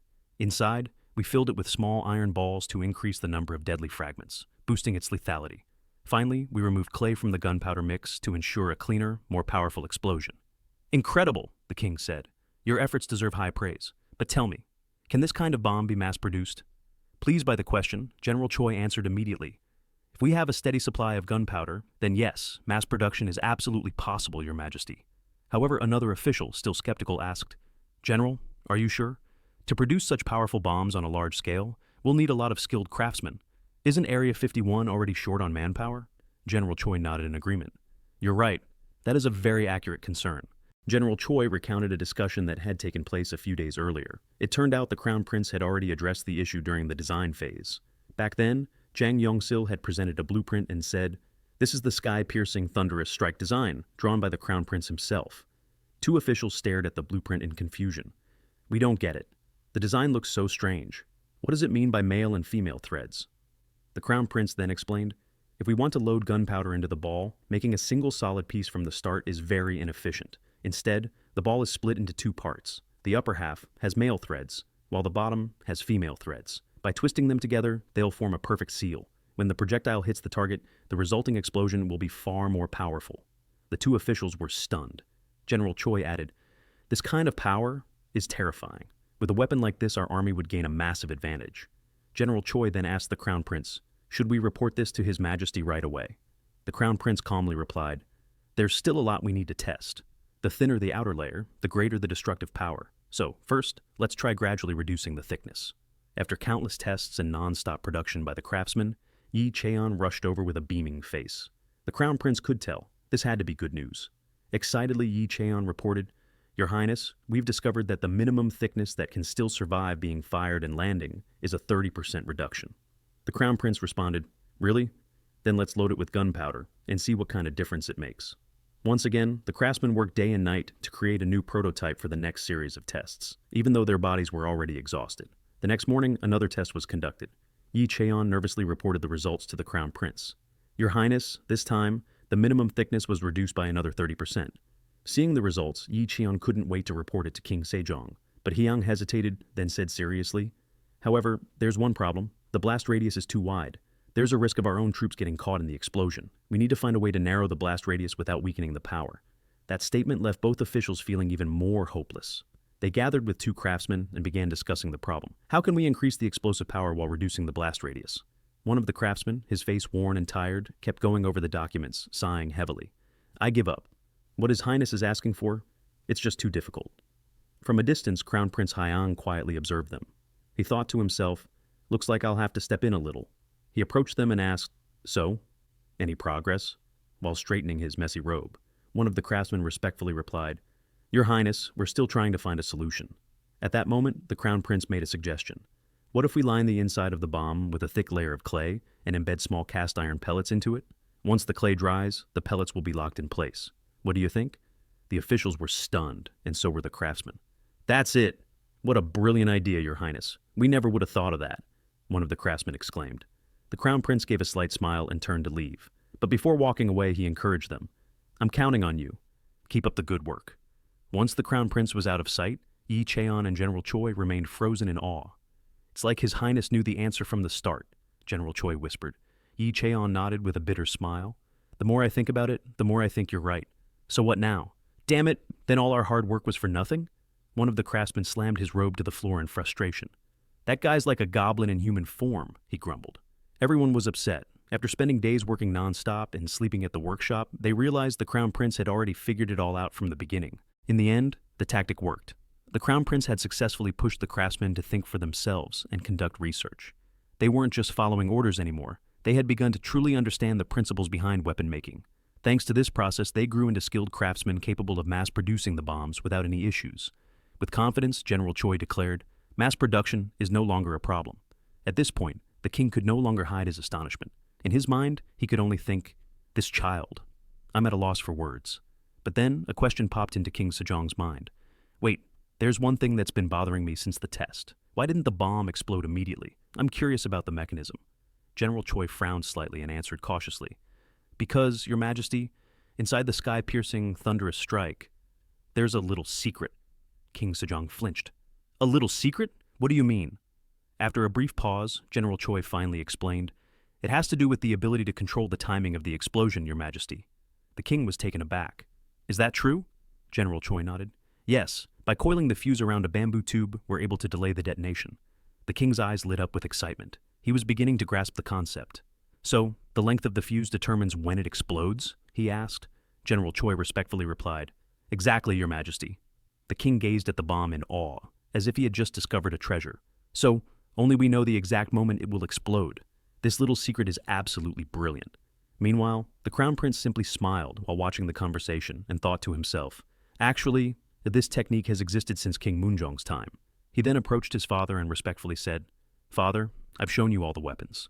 It's time for you to return to the palace. The king nodded and said, Very well. But before that, just as the crown prince was about to respond, his father placed a hand on his shoulder, stopping him. Isn't there still something else you want to show me? A wave of nervousness swept over him. Cold sweat formed on his face. With a slightly trembling voice, he answered, Of course, father. Please follow me. When they arrived, King Sejong's eyes sparkled. The curiosity that had been building inside him was finally about to be satisfied. At last. I can see it with my own eyes. His attention shifted to the soldiers' uniforms. Something about them was different. They weren't the typical uniforms worn by Joseon soldiers. With a firm voice, he turned to his son. Explain these uniforms to me. The crown prince immediately bowed respectfully. Yes, father. First of all, regarding the soldiers' uniforms, we've made a few adjustments to make them more suitable for musket warfare. We also chose to dye them green and earthy brown. The king raised an eyebrow, his eyes sharp. Why those colors? The crown prince, having anticipated the question, responded without hesitation. These colors were chosen to make our troops harder to spot on the battlefield. Green blends in with forest trees, while brown matches the soil and dust of the battlefield. The king stroked his chin, thinking deeply, then said, But aren't soldiers supposed to wear bright colors on the battlefield to intimidate the enemy? And how will they recognize each other easily? The crown prince remained calm. We're still refining our military strategies to address those concerns, father. These uniforms are still in the testing phase and need more time before they are used in actual battle. King Sejong slowly nodded, seemingly accepting the explanation. But the crown prince wasn't done yet. That's not the only innovation we're working on, father. We're also trying to improve the soldiers' armor. With that, Hyang invited everyone inside. As they entered the room, the king's eyes immediately landed on a familiar display of armor. It was the same type of armor used by the Joseon military. The crown prince looked at his father before speaking again, his tone turning slightly more serious. But in reality, outfitting all soldiers with this kind of armor is no easy task. As you know, many soldiers have to find their own armor. Because of that, the quality varies greatly. Those who are wealthy can afford better protection, while the less fortunate have to make do with weak, easily pierced armor. King Sejong listened closely. The officials standing behind him remained silent, but it was clear they were waiting to hear more. The crown prince took a deep breath before continuing.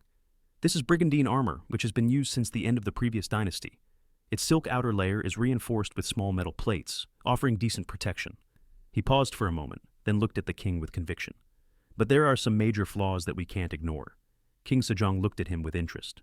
First, the manufacturing process is extremely complex. It takes a long time to create the small metal plates, and each one must be carefully riveted into place, requiring a large amount of labor. Second, the cost. From silk to feathers, the materials are expensive and hard to come by. Third, the protection. While it does fairly well against arrows, there's a fatal weakness. The underarms and sides are left exposed, making soldiers vulnerable in close combat. And finally, the weight. The armor is so heavy that it restricts movement. Since it's worn like a robe, the entire weight rests on the shoulders. After hours of wearing it, even the strongest soldiers feel the strain. The king looked at his son and said, You're right, Crown Prince. For a moment, silence filled the room, until the king finally asked, So then, do you have a solution for all this? A faint smile appeared on Hyang's face. He stepped forward and, with a dramatic gesture, pulled back a curtain to reveal a metal figure dressed like a royal guard. Gasps of amazement filled the room. All eyes turned to the object on display, a suit of armor unlike anything they had ever seen before. What is this? King Sejong asked, his voice filled with surprise. With respectful pride, the crown prince answered, This is a new type of armor we've designed, armor that addresses all the previous weaknesses and will lead the Joseon army into a new era. As you all know, brigandine armor is extremely expensive. If we stick with it, only the nobility will be able to afford proper protection. At first, I plan to disregard armor altogether, but I can't ignore the safety of the soldiers fighting in close quarters. So by combining Western-style steel plates with the Korean-style brigandine, we've made several key improvements. First, we replaced the small embedded iron plates with a single solid steel plate. This allows both the front and back of the torso to be protected by 2 layers of steel, ensuring full coverage of the upper body. Also, the armor is now split into 2 parts, an upper body protector and lower body protector, which helps distribute the weight more evenly. The lower protector is specifically designed to shield the thighs. Everyone listening to the crown prince fell silent. First, the cavalry and frontline close combat soldiers will be equipped with full-body armor that protects from neck to knee. Meanwhile, musket and artillery troops will wear a lighter version. King Sejong interrupted. What do the soldiers who've worn it have to say? General Choi answered. They say it's a bit heavier, but since the weight is distributed more evenly across the body, it actually feels more comfortable. Plus, the areas that used to be exposed are now protected, which makes them feel much safer. This was the first time the king had ever seen armor like this. King Sejong stared intently at the armor. It wasn't just the design that was unique. The structure itself was remarkable. Hyang gave a small smile as he thought to himself, even though I designed it myself, I still find it surprising. Then he spoke aloud. This armor will drastically reduce production costs and manufacturing time, making it far more efficient. The more he explained, the more captivated the audience became. Suddenly, the left minister, who had been deep in thought, stepped forward and asked, Your Highness, may I ask a question? Hyang replied, Of course. As far as I can tell, both the helmet and the armor plates are made entirely of iron, correct? Hyang's eyes narrowed slightly, impressed by the minister's attention to detail. He crouched down to examine the armor more closely. Then the minister continued. So, does that mean the blacksmiths will have to forge every single plate by hand? Wouldn't that be incredibly labor-intensive? I'm concerned the production costs might even exceed that of brigandine armor. Hyang nodded slightly, acknowledging the concern. After a brief moment of thought, he responded, That's a great question. I had the same concern, which is why I plan to use the stamping method. The crowd looked confused at the crown prince's answer. Stamping? They asked hesitantly. Hyang answered firmly. Yes, stamping. He thought to himself, the main reason I adopted the Western-style steel plate concept was because mass production requires stamping machines. King Sejong, who had been quietly listening all along, was surprised by the idea. Stamping? What exactly does that mean? He asked curiously. As the name suggests, Father, but rather than explain it, it's better if you see it for yourself. We'll prepare a demonstration for you shortly. King Sejong asked again, Can't you show it to me now? With calm confidence, Hyang turned and replied, There are still a few things we haven't shown you. We'll get everything ready as quickly as possible, but for now, I ask that you first review the results of our work. An hour passed. The royal officials returned with their reports. There are no issues in the records, Your Majesty. King Sejong nodded in approval. Good. Well done. He then turned to General Choi and said, You've worked hard as well. Thanks to all of your efforts, our kingdom will become stronger. General Choi bowed respectfully. Your kindness is beyond measure. Everyone's faces lit up. They imagined they could finally go home. But the day wasn't over yet. Suddenly, King Sejong said, I want to visit the weapons warehouse now. I'd like to see firsthand how the muskets and iron armor are being made. The room fell silent in an instant. Everyone froze. They thought today's tasks were finished, that they could go home and finally rest. But clearly that wasn't the case. Now they had to accompany King Sejong on his unexpected plan.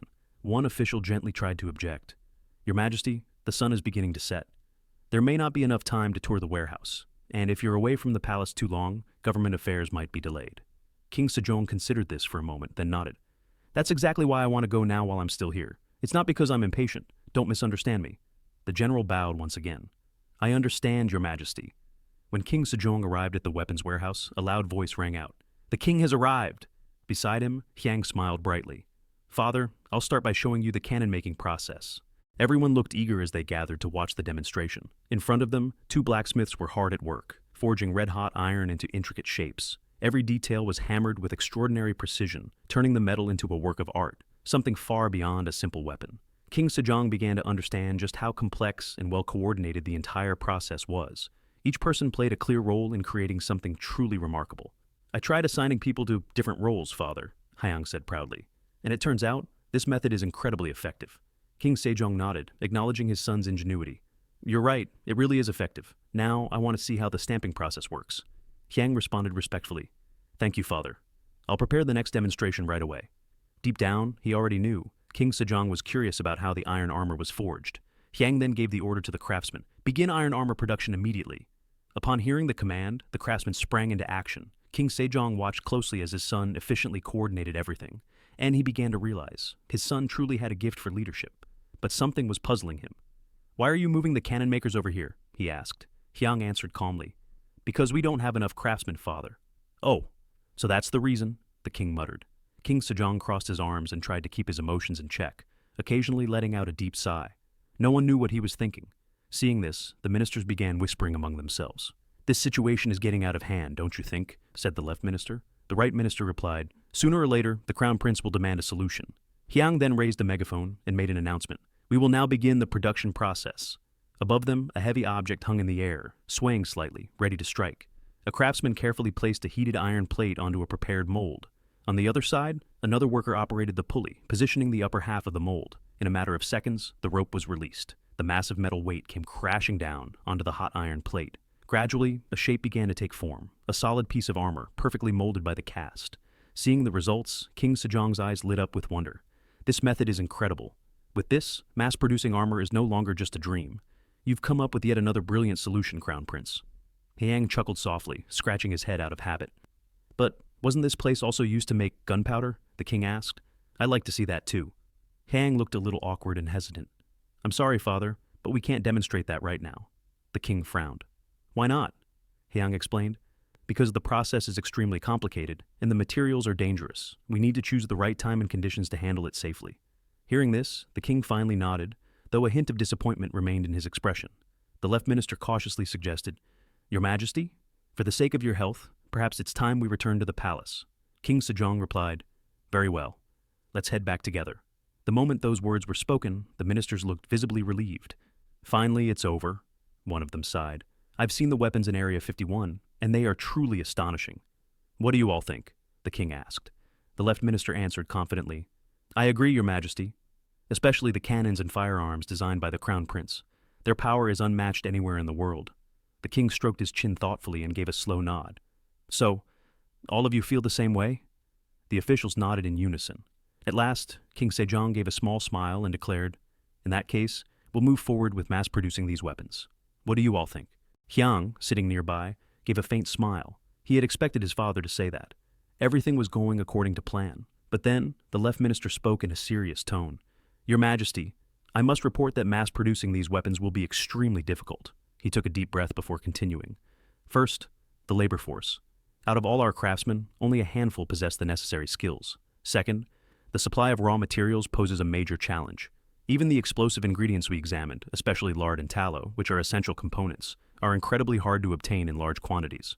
The king nodded in agreement, then asked, What if we recruit skilled craftsmen from all over Joseon to help supply the gun components? The crown prince responded, I'm afraid that might increase the risk of leaking our secrets. One of the ministers offered a suggestion. We can solve this by only allowing them to handle the initial stages of production. The final assembly will remain under our direct control. Besides, if our weapons rely solely on tribute, the quality can't be guaranteed. The king raised his hand to silence the room. We will not accept tribute. Instead, we'll purchase everything we need through the newly established trade office. Not only will this improve the people's welfare, it will also ensure that our craftsmen take their work more seriously. The officials exchanged glances. The plan made sense, but one lingering issue remained. The king began scratching his head, deep in thought. Yet all that came out of his mouth were unintelligible mutterings, leaving everyone confused by his behavior. Later that night, as Hyang tried to sleep, he tossed and turned in bed. Though his eyes were closed, his mind was racing. His mouth murmured nonstop. Nitroglycerin, potassium nitrate, potassium chlorate, trinitrotoluene. No one knew how many chemical compounds he listed. Naturally, the nearby eunuch overheard the strange whispers and was puzzled. He's muttering weird words again, the eunuch thought. Suddenly, Hyang's eyes flew open. That's it! I've got it! He exclaimed with excitement. The next morning, General Choi Hae-san was already waiting at the palace gates. When he saw the crown prince, he immediately greeted him. Your Highness, I've been waiting for you. With a bright, enthusiastic smile, Hyang replied, General Choi, I think I've found a way to solve our problem. Funny you say that, Choi responded eagerly. I think I may have found something too. The two of them, both eager to speak, kept insisting the other go first. Eventually, General Choi spoke up, this time more seriously. What if we use soybean oil? Hyang's eyes lit up, as if their thoughts had collided in the perfect synchrony. With excitement, they gave each other a high five. Let's test it right now, they said in unison. For centuries, the kingdom had used various types of vegetable oils. If soybean oil could produce glycerin, this would be a major breakthrough. A deep voice echoed from within the palace. Is that true? That's incredible news. So, we can start mass production soon, right? Yes, father, but there's one important thing we need to consider. His expression turned serious, sparking King Sejong's curiosity. The soybeans we're using come from the Neobal region. The current supply won't be enough because the people rely on it for their daily lives. Even the leftover pulp is used as animal feed, Hyang explained. King Sejong nodded slowly. National defense is important, but we must never ignore the people's well-being. The king took a deep breath before speaking again. You've worked hard, Crown Prince. Hyang bowed deeply. Thank you, father. I ask for your leave. As Hyang walked away, King Sejong remained seated on his throne, deep in thought. His face showed hesitation. The best solution still wasn't clear. Meanwhile, out in the palace courtyard, Hyang stood restlessly. He glanced back and noticed that the audience chamber doors had closed. He didn't even realize when. In his heart, he muttered, "Father, I believe you'll find the answer." The sky stretched out clear and bright, with the sun now at its peak. Inside the palace, officials had gathered for an emergency meeting. King Sejong began the session, his voice full of authority. "That boy has proposed a plan to supply glycerin." He then turned to his son. "Crown Prince, explain your plan to everyone." With a firm nod, Hyang stepped forward. "My proposal is to use soybean oil." The officials were stunned. They exchanged glances, clearly surprised by such an unexpected idea. "I will encourage farmers to migrate to the northern borders to cultivate soybeans. The palace will purchase their entire harvest. This way, the people's livelihoods will become more stable." The king continued in a firm voice. "With this plan, all our problems will be resolved," Hyang thought to himself. "In addition," King Sejong said, "we'll also buy pork fat and beef tallow at a fair price." The officials bowed respectfully. "We will carry out your majesty's orders." With burning determination, the king clenched his knee and declared, "I will treat this as the first step in strengthening Joseon's defenses. Carry it out carefully. Not a single mistake is allowed." In unison, the officials responded, "We will obey your majesty's command." Hyang thought to himself, "When it comes to the northern borders, there's an old legend. The names of two rivers there are said to mean soybeans. That place would be perfect. In that case, I must contribute to the northern region as well." Elsewhere, a soldier reported to an official, "Some new settlers have arrived. They want to work as farmers." The official nodded. "All right, follow the usual procedures and give them a place to live." Without delay, the soldier gave a signal. "Come with me." Because of this initiative, Hyang gave golden pens to the local officials. But instead of easing their workload, it only made things busier. "Hold the jar steady and collect the oil," someone shouted. "Be careful, don't spill any of it." The large stove was a gift from the crown prince. As everyone joyfully enjoyed grilled ribs, someone asked, "Are officials really allowed to eat meat like this?" A man beside him replied, "For now, the supplies are prioritized for the military, but if you take good care of the soybean fields, one day, you'll get to eat like this too." However, there was one condition. He continued, "When the time comes, you must collect the oil carefully and deliver it to the military workshop, just like they do at the royal palace." "We're still short on gunpowder," Hyang muttered quietly. He let out a soft sigh. "Even if we exploit the northern lands, it still won't be enough."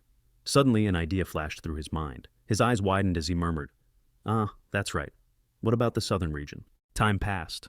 On a summer day when Hyang was 10 years old, King Sejong gathered his officials. "It's time to find a husband for Princess Jongso," King Sejong announced with a firm voice. One of the officials nodded.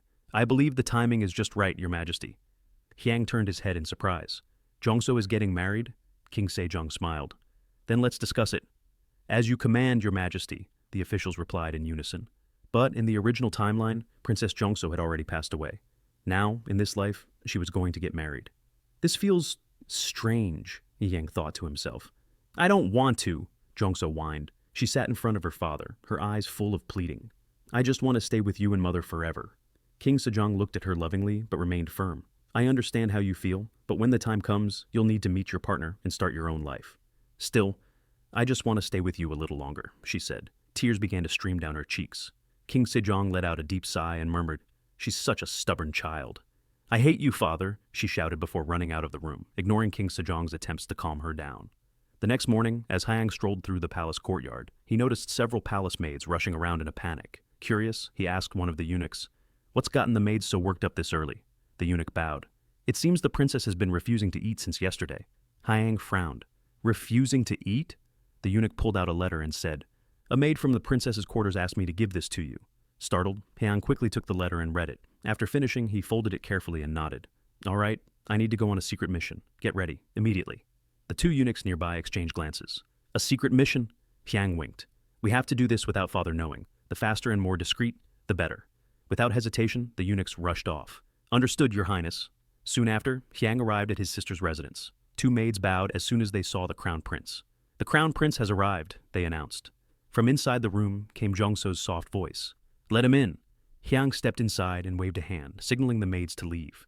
Jongso was still curled up under her blanket. Hyang sat at the edge of the bed and sighed. "You've been through a lot, sis." Suddenly, Jongso threw off her blanket, revealing her tear-streaked face. She sat up and fixed her hair. Though her eyes still held traces of tears, her expression showed she was ready to talk. "You brought it, didn't you? Hurry, give it to me."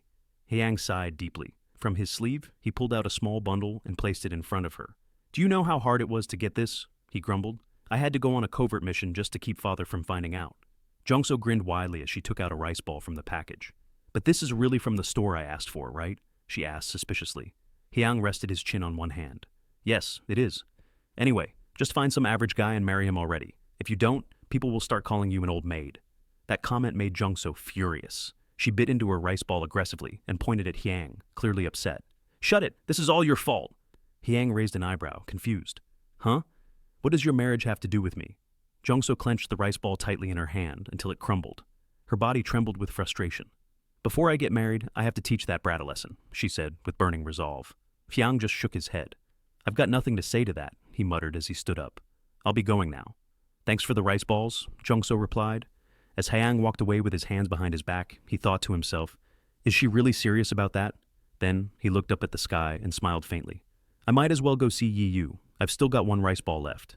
In a small gazebo at the center of the garden, two people sat side by side. When Hyang arrived, both of them looked startled. Oh, Crown Prince, the teacher greeted. They stood and bowed respectfully. Hyang returned the gesture politely.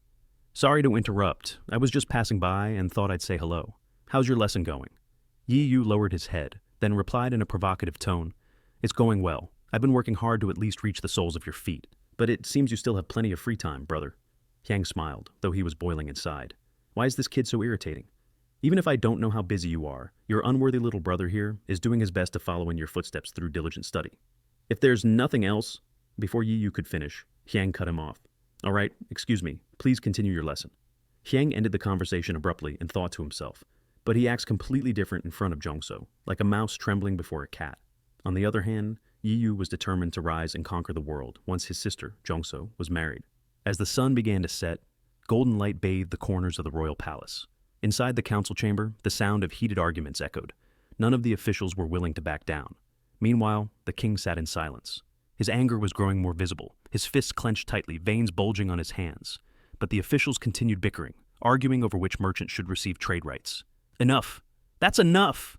The king's voice was sharp and piercing. Has anyone here actually listened to a word I've said? How many days has it been since I ordered you to come up with a solution and create a proper plan? His gaze swept across the room. I asked for concrete steps to resolve the sugar trade monopoly, but all you've done is fight over which merchant deserves the rights. And now, you're shamelessly admitting who bribed you and how much you were paid.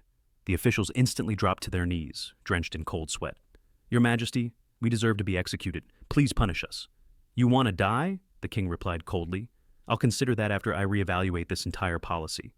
We'll give it our all, Your Majesty, they cried in unison. I placed you in these positions because I trusted my judgment. Don't make me regret that decision. Trembling, the ministers answered, We won't forget, Your Majesty. King Sejong let out a long breath and sat back down, trying to contain his anger. Later that night, the king lay awake, troubled by thoughts of his ministers. Can I really entrust important responsibilities to people who aren't even as capable as an 11-year-old child? At the princess's residence, two eunuchs walked through the courtyard. Inside, Jung So was reading a book while enjoying some snacks. Suddenly, a eunuch's voice called out, His Majesty has arrived. Jung So raised an eyebrow in confusion. Then it hit her. Her expression froze, and her face turned pale. She quickly dove under her blanket just as the door opened. King Sejong entered. Jung So, are you not feeling well? Without thinking, Jung So jumped into bed and pulled the covers over her entire body. I greet Your Majesty, she said, her voice muffled under the blanket. Her chubby cheeks puffed up in a childish pout. The king was taken aback. His heart melted for a moment, but he quickly regained composure. Clearing his throat, his eyes caught something. In the corner of the room, he noticed several snack bags piled up. A faint smile appeared on his lips. So, this little rascal's been sneaking around for the past 2 days because of her sister. But, with a serious tone, the king said, First of all, I'm canceling your engagement. Jung So was stunned, but almost instantly her face lit up with joy. She jumped into her father's arms. The king gently stroked her hair. You silly girl, you need to take care of your health, especially as a princess. After leaving the princess's residence, the king walked alongside the queen. Was that really the right decision? She asked. The king glanced at her. What do you mean? About Jung So's marriage, the queen clarified. The ministers will probably be happy, King Sejong replied. It means less work for them. He paused, thoughtful. Actually, last night I dozed off and had a strange dream. In it, Jung So died from an illness. I was devastated when I woke up. The fear still lingered. It took me a while to convince myself it was just a dream. He took a deep breath. Maybe I'm just not ready to let my daughter get married. The next morning at the palace, King Sejong sat with a furrowed brow as he read through a stack of proposals. Below the throne, officials stood in neat rows on either side, waiting in silence. After a while, he set the documents down and spoke slowly. I've reviewed all your proposals. They're better than before, but still not enough. The Ministry of Taxation's proposal completely misses the core of the policy. The Ministry of Rights' proposal is outdated. And the Personnel Ministry's plan? All flash, no substance. You all need to go back and review everything again. A few days later, the ministers gathered once more. Everyone looked exhausted. The chief advisor muttered to himself. The right state counselor, with dark circles under his eyes, sighed. Since that day, we've stayed up every night, thinking and planning everything down to the last detail. And yet, our efforts were still rejected. The chief advisor replied, honestly, we all know what His Majesty really wants, don't we? This special trade policy was meant to prevent monopolies in the production and sale of certain goods. But instead, the nobles and local officials are exploiting it. The debate among the ministers continued. The issue of powerful merchants monopolizing the trade had sparked serious discontent in the king. One proposal after another was rejected, and still the arguments dragged on. Meanwhile, in a corner of the palace, Yi Yu stood frozen. His eyes were vacant, but behind them burned a deep, quiet rage. My name is Yi Yu, Prince of the Joseon dynasty, he thought. His hands trembled, fists clenched tightly. It's been 3 years since I came to the palace, and this is the most dangerous moment I've ever faced. Suddenly, a cheerful voice broke through his thoughts. My dear brother, did you sleep well? Yi Yu remained silent, unmoving. From another direction, Jung So approached and stared at him sharply. Why are you just standing there like an idiot? Aren't you going to greet your Hyungnim and Nunanim? Yi Yu finally snapped out of it and bowed quickly. Greetings, Hyungnim, Nunanim. Did you both sleep well last night? By the way, Hyang, has he been bothering you lately? He asked with a hint of sharpness. Hyang paused briefly, then smiled and patted Yi Yu on the shoulder. Not at all. He's actually been doing much better in his studies lately. Just the other day I saw him studying with great focus. Then, with a playful tone, he added, Make sure you teach me some sword techniques later, all right? To everyone's surprise, Yi Yu answered obediently, Yes, Hyung, I will. Jung So seemed pleased and changed the subject. Hyang, don't you have a royal court session to attend today? You should hurry or you'll be late. Hyang smiled. Since your engagement was cancelled, I'll be visiting more often, but for now, I have to go. With that, he walked off, leaving Yi Yu and Jung So alone. Jung So immediately slung an arm over Yi Yu's shoulder, causing the prince to shudder in fear. It's been a while, hasn't it? Come, spend a little time with me, he said with a mysterious smile. Back in the royal court, the king's voice echoed through the chamber.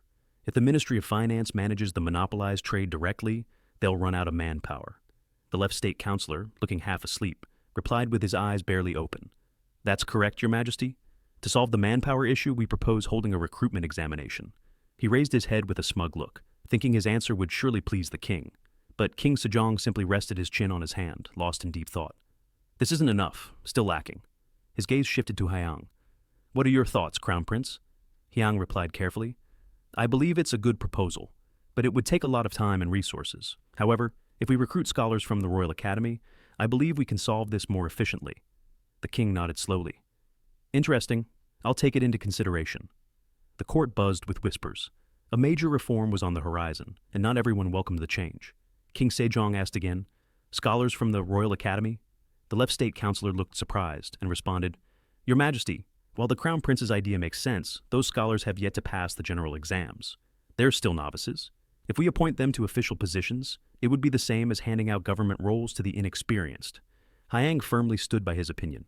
The scholars at the Royal Academy take monthly exams, don't they? Their scores are ranked clearly.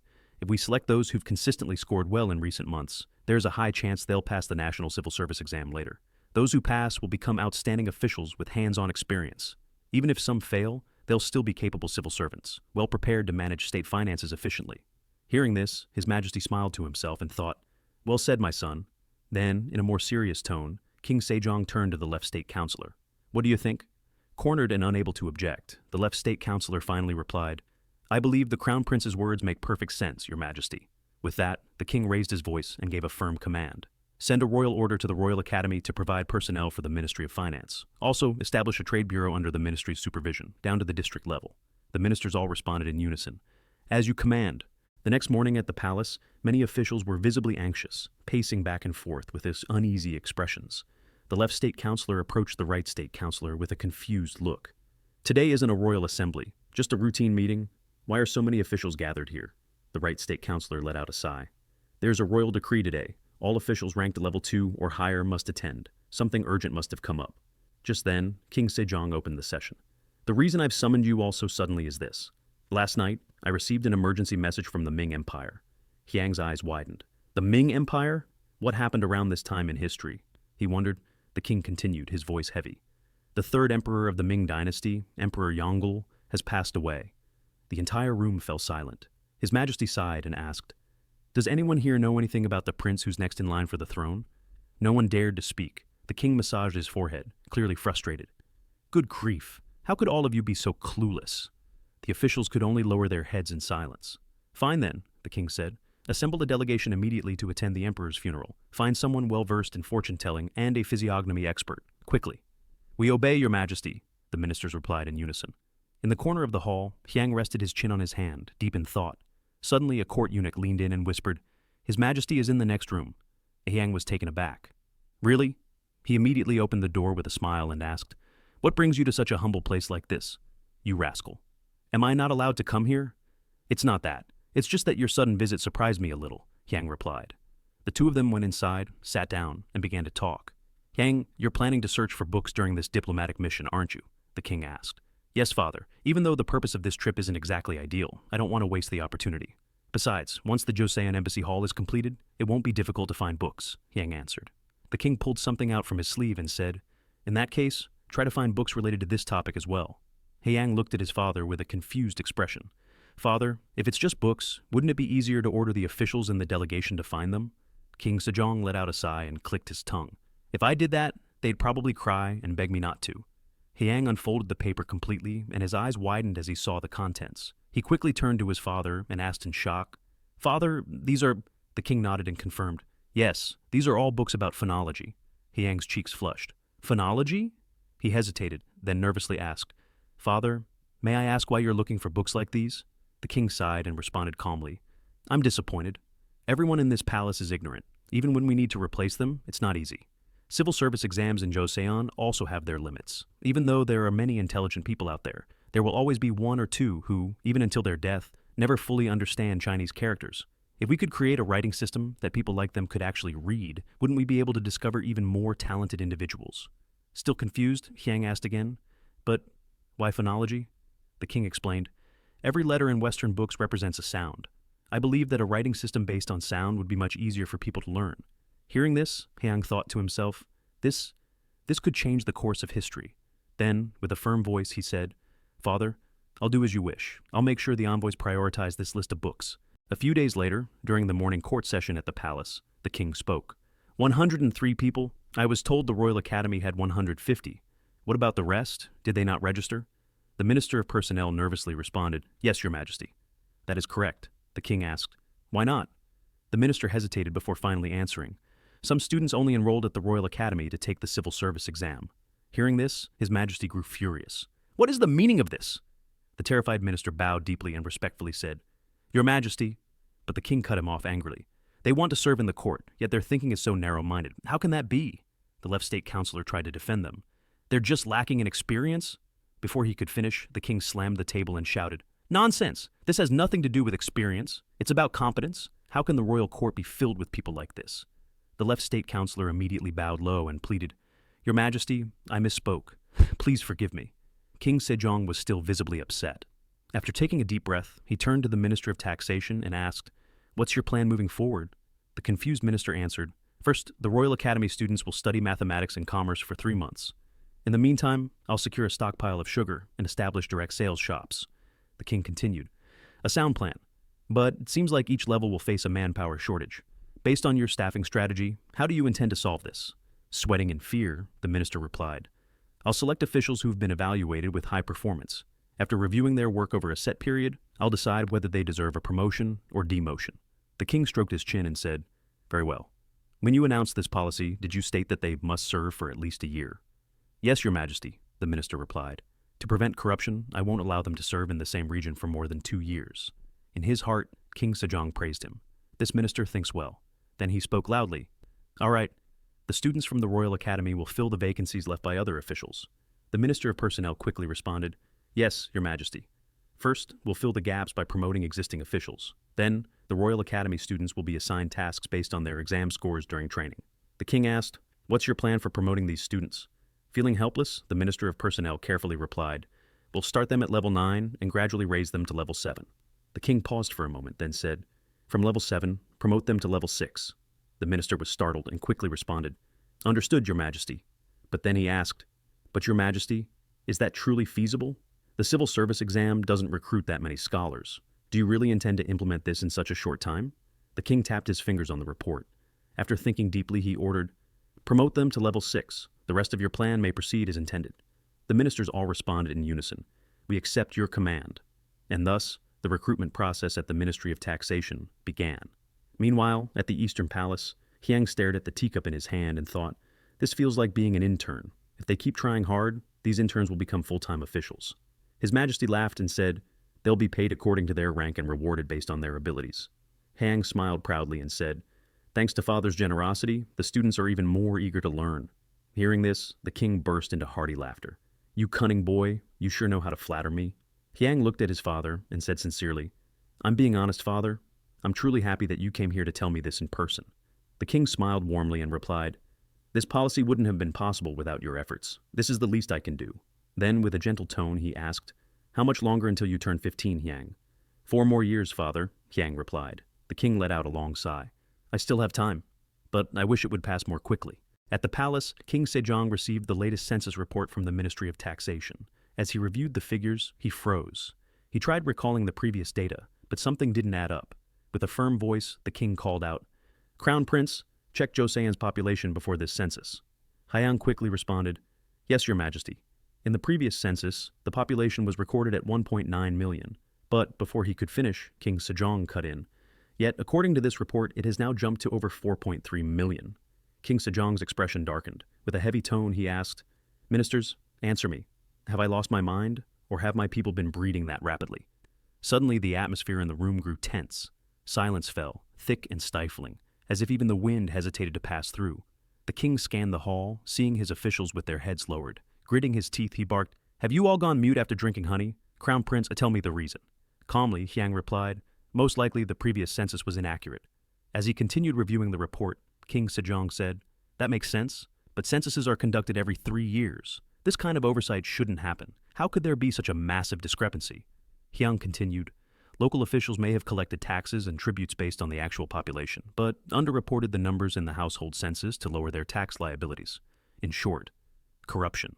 When Joseon was founded, the population was small. Yet even that small number was worn out from the exploitation of the aristocrats. So I lowered taxes. Naturally, with reduced tax revenue, I had to cut back on spending, even the royal family's stipends and the officials' salaries." Suddenly, King Sejong stood up and roared, "Look at this! The real population is far larger than the official numbers. So why is tax revenue still so low? Why is the royal treasury receiving so little, while the people remain trapped in poverty?" His rage grew. He crushed the report in his hands and tore it apart. "Why are you all silent? Isn't it obvious who's responsible? If not the corrupt officials you've been protecting, then who?" The entire room was frozen in fear. Some of the ministers trembled. "I took your past service into account. That's why I raised your allowances in the new policies. And this is how you repay my kindness?" The officials lowered their heads even further. "We deserve punishment, Your Majesty," they said in unison. "Conduct a more accurate census immediately, and compile a clear record of land ownership." The king's fury finally subsided. The Minister of Taxation shakily scribbled down the numbers in his ledger. "Just remembering this moment still gives me chills," he thought. From that day on, the battle with numbers began. Inside the ministry, officials were busy discussing the new findings. "The population in this region increased 8-fold. Did you read that right? Who's in charge of this area? Find out who the magistrate is." Suddenly, someone rushed in and reported, "Sir, the new recruits have arrived." Excited, he rushed out to welcome them. "I'm so glad you're finally here."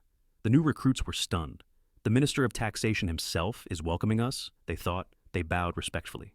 "We are scholars sent from the Royal Academy to assist the ministry. We're ready to carry out our duties," the minister whispered. "Did you hear that? You heard it too, right?" "Yes, sir," his aide replied. "Give those 2 special promotions and hire them immediately," the minister said cheerfully. Then 2 overworked officials appeared, dark circles under their eyes, carrying stacks of documents up to their chests. "Welcome, juniors. Sorry to greet you like this, but here's today's workload for you." The new recruits finally understood why the Minister of Taxation had been so thrilled to see them. That night, the voice of the head steward echoed through the palace halls. "Your Majesty, the Minister of Taxation requests an audience." "Let him in," the king replied. When asked what brought him there, the minister immediately knelt and reported, "The census is nearly complete, Your Majesty. But there are a few matters I'd like to discuss before submitting the final report." The king scanned the document, his jaw clenched and teeth grinding. 5 times, 8 times more. This is a serious matter. He turned around and gave an immediate order. "Chief Eunuch, summon the Inspector General at once." "Yes, Your Majesty." The chief eunuch hurried off. When the inspector general arrived, the king gave a firm command: listen carefully. Mobilize the inspection bureau and military officers right away. Investigate these regions thoroughly. If local officials refuse to cooperate, you are authorized to use force. In a remote region surrounded by dense forest, the sound of galloping horses echoed as the royal envoys sped through the trees.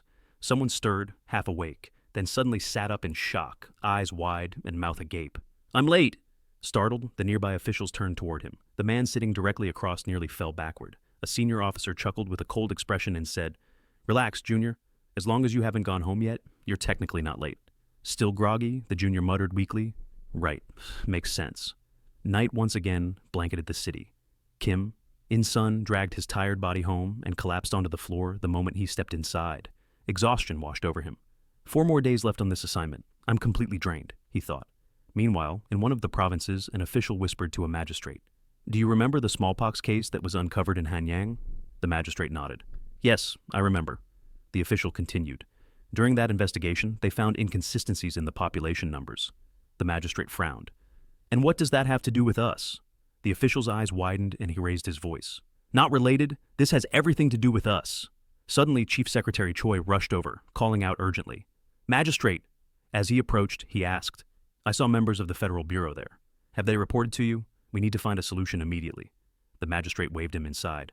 Come in. Tell me about the Bureau. Don't let anyone else hear. Yes, sir, Choi replied. Once inside, Chief Secretary Choi began. I heard that many people from Chungcheong Province have moved to Hanyang. Looking irritated, the magistrate asked, Do you have any other suggestions? He paused, then rephrased. Do you have a good plan? Choi offered his idea. First of all, the number of slaves disguising themselves as commoners keeps rising. And on top of that, the smallpox outbreak has reached our district. Thanks to the treatments I've provided, the population has increased. The magistrate smiled and clapped his hands with satisfaction. Ah, that's a great idea. I'll also send a message to Chief State Councilor Ryu Jung-hyun. He happens to be a distant relative of mine. He burst into laughter. My connections are impressive, aren't they? But Chief Secretary Choi didn't have the heart to say that Ryu Jung-hyun had already passed away. Elsewhere, a group of junior officials were gathered in discussion. Brother Kim, how are your preparations for the kickoff ceremony going? Someone asked. Kim replied, I still need to get the drinks, the food, and a bunch of other stuff. It's going to take time. And with payday still far off, money's a huge problem too. Kim and Yoon stroked their chins in thought. People say if you don't hold a proper kickoff ceremony, your life in government service becomes much harder. Suddenly, someone rushed over shouting, Hey! There's still a ton of work to do. What are you all just standing around for? Right, we're on it, they all answered in unison. 5 days later, in a valley in Suseongdong near Mount Inwang, the atmosphere was filled with joy. Everyone had gathered, singing and dancing cheerfully. Laughter echoed through the air, creating a festive mood full of happiness. But in one corner, Kim was caught in the middle of chaos. Several people held his arms down and scribbled all over his face. Meanwhile, Yoon and a few others had it even worse. Not only were their faces completely marked up, but they were also being ridden like horses. Others were forced to drink water from foul-smelling shoes, then tossed into a pond. The next morning, word reached the Minister of Taxation. His hand trembled, and the pen he was holding slipped from his grip. What did you say? They actually held a kickoff ceremony? His voice shook. How many people were involved? The subordinate bowed and answered. It's reported that over 20 people participated, sir. The minister's face turned red with fury. Slamming the table, he shouted, Have they lost their minds? Gather every single one of them in the courtyard now. Outside, his furious eyes scanned the crowd. Have you all gone insane? Even if this is tradition, a royal decree takes priority. Did you forget the king himself banned all forms of celebration? Are you all deaf? Silence fell. Faces turned pale. No one dared say a word. A man in a purple robe leaned toward Kim and Yoon, whispering mockingly, Relax! He's just bluffing. Worst case, a few days of punishment, and it'll blow over. But elsewhere, the king's anger had already reached its peak. Clenching his fists, his expression turned grim. How dare they? The Minister of Taxation now trembled in fear. He knew all too well how terrifying King Sejong's wrath could be. With a shaky voice, he warned those around him. No matter how busy the Inspector General is, he won't let this slide. A report has probably already been sent to His Majesty. At the palace, King Sejong furrowed his brows deeply and gave a stern order. Summon the Inspector General at once. The eunuch bowed low. Yes, Your Majesty. Back in the courtyard, the Minister of Taxation continued his outburst. From now on, you're all under strict surveillance. Don't cause any more trouble. Dismissed. But before anyone could breathe a sigh of relief, the sound of heavy footsteps echoed through the air. All eyes turned to a group of soldiers approaching with fierce expressions. That's the Investigation Bureau, one official whispered, his face pale. The commander raised his staff and declared loudly, This is a royal order. Arrest everyone involved in the kickoff ceremony. One by one, they were dragged to prison. Cries and pleas filled the air. One man trembled in fear and whispered, I heard, once the Royal Bureau takes you in, you'll never walk out again. Kim, in sun, tears streaming down his face, cried out in desperation, I'm innocent. Please listen to me. I just joined. I didn't know anything. Others also broke down in tears, trying to defend themselves. Meanwhile, at the royal palace, all the ministers knelt before King Sejong, begging for mercy. A senior official, his voice shaking, pleaded, Your Majesty, please calm your anger. Yes, they've made a serious mistake, but the punishments from the Investigation Bureau are far too harsh. King Sejong glared coldly at them. Last year, I already banned this tradition. I even issued punishments to those who broke the rule. Was that not enough? Another high-ranking official stepped forward to try and reason with him.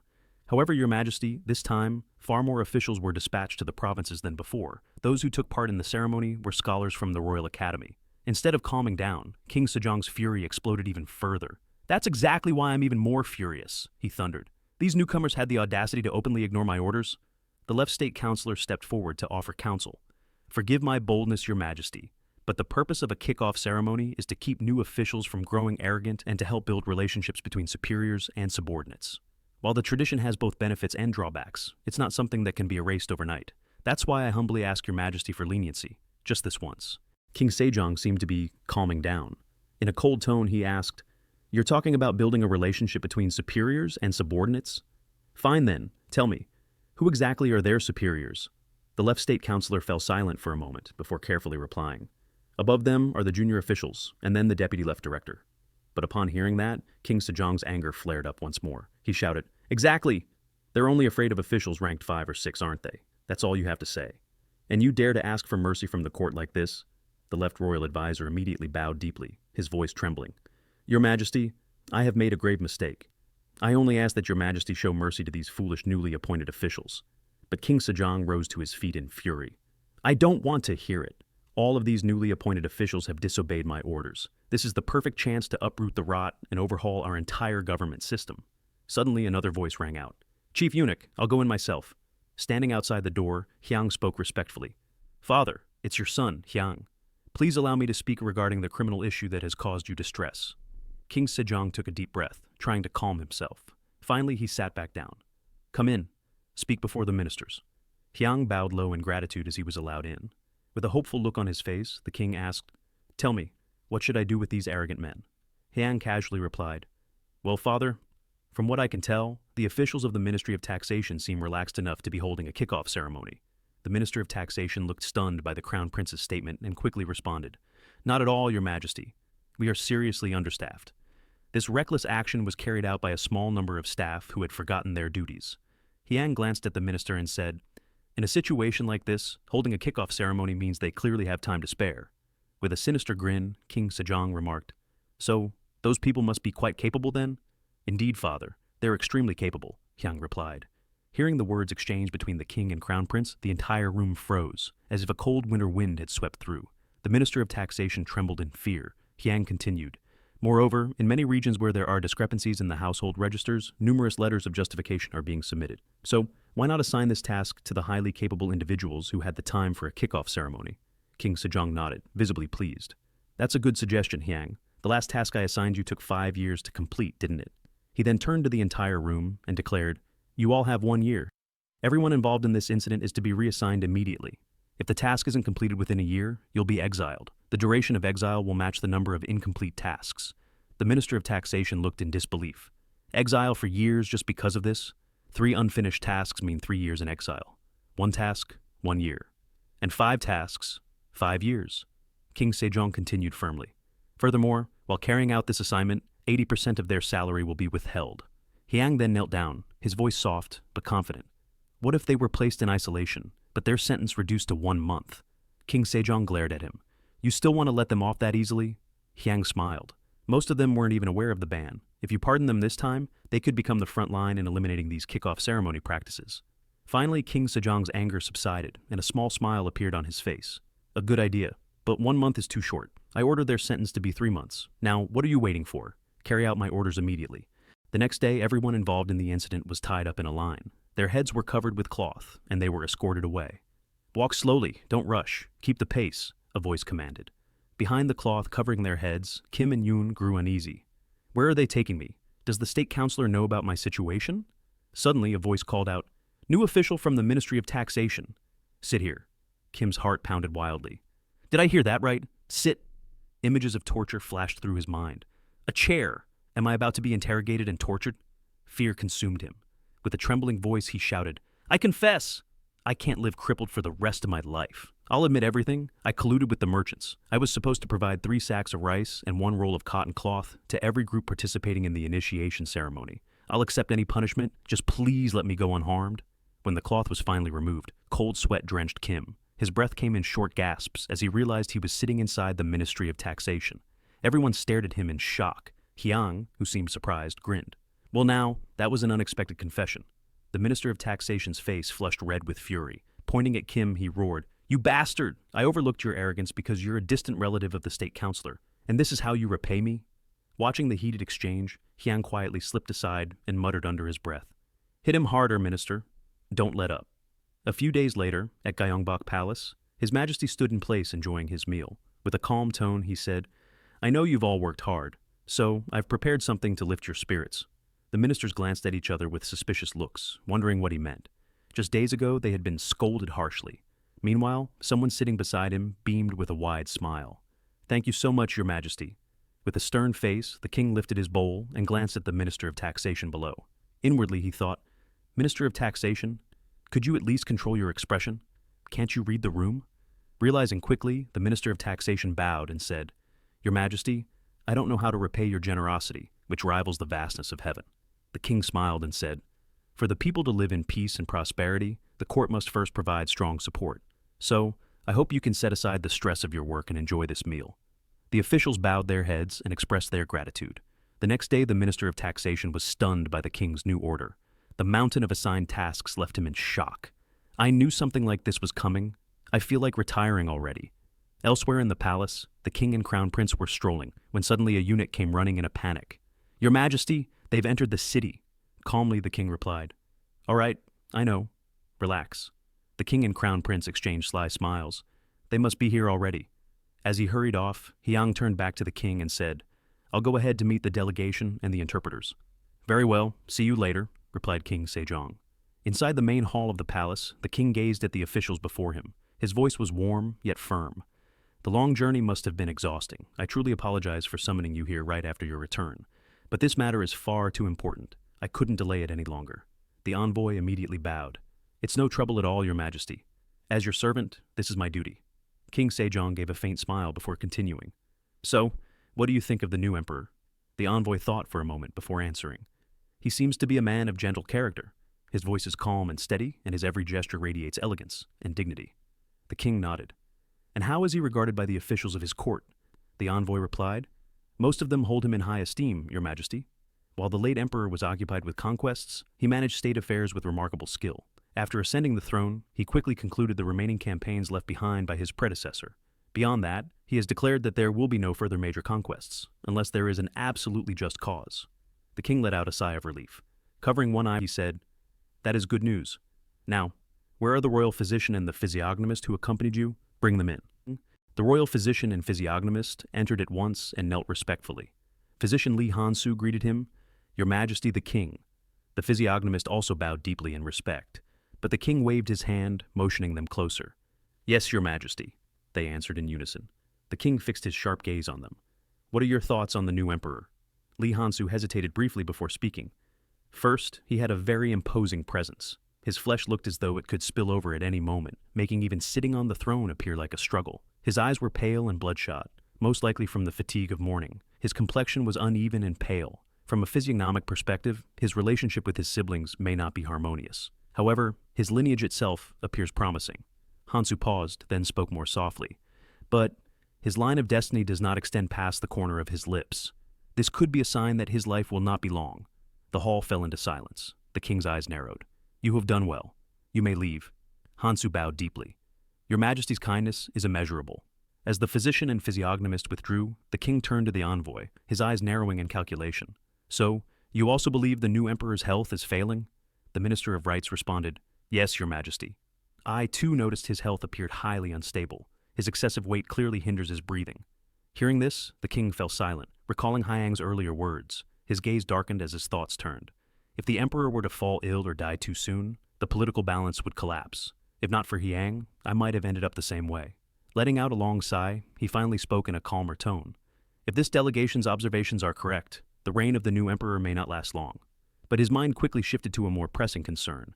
If the emperor changes, what will become of Joseon's trade post in Shandong? The envoy's expression grew more cautious as he replied. Your Majesty, much of this journey was spent in discussion over that very matter. The merchants of Joseon and the Ming dynasty have built a very active trade relationship, and the taxes paid to the Ming court have increased. King Sejong leaned forward with interest at this report. I already know of this. Our treasury has grown significantly as well. So then, what are their plans going forward? The envoy answered firmly. Your Majesty, the new emperor has declared that the trade posts in Shandong will be maintained due to their great value. However, with the rise of pirates in those waters, Ming troops will be stationed around the posts to address the threat. The officials present began whispering among themselves. This is good news. With the Ming soldiers protecting us, there's nothing to worry about. Truly, a blessing from the heavens. But amid their excitement, none of them noticed the king's expression begin to change. As the chatter went on, the left state councillor spoke eagerly. All of this is thanks to the generosity of the Ming emperor. Another official added, Then surely things will only become more secure, right? This is truly a blessing from the great empire. The moment those words were spoken, the atmosphere shifted. The smiles on their faces faded away. One by one, their expressions darkened as though they had just realized something dreadful. The king's displeasure was clear. He fixed his sharp gaze on the officials before finally speaking. Sometimes I wonder, are we truly worthy of leading the people? In an instant, their faces went pale. We beg your forgiveness, your majesty, they stammered, their voices trembling with fear.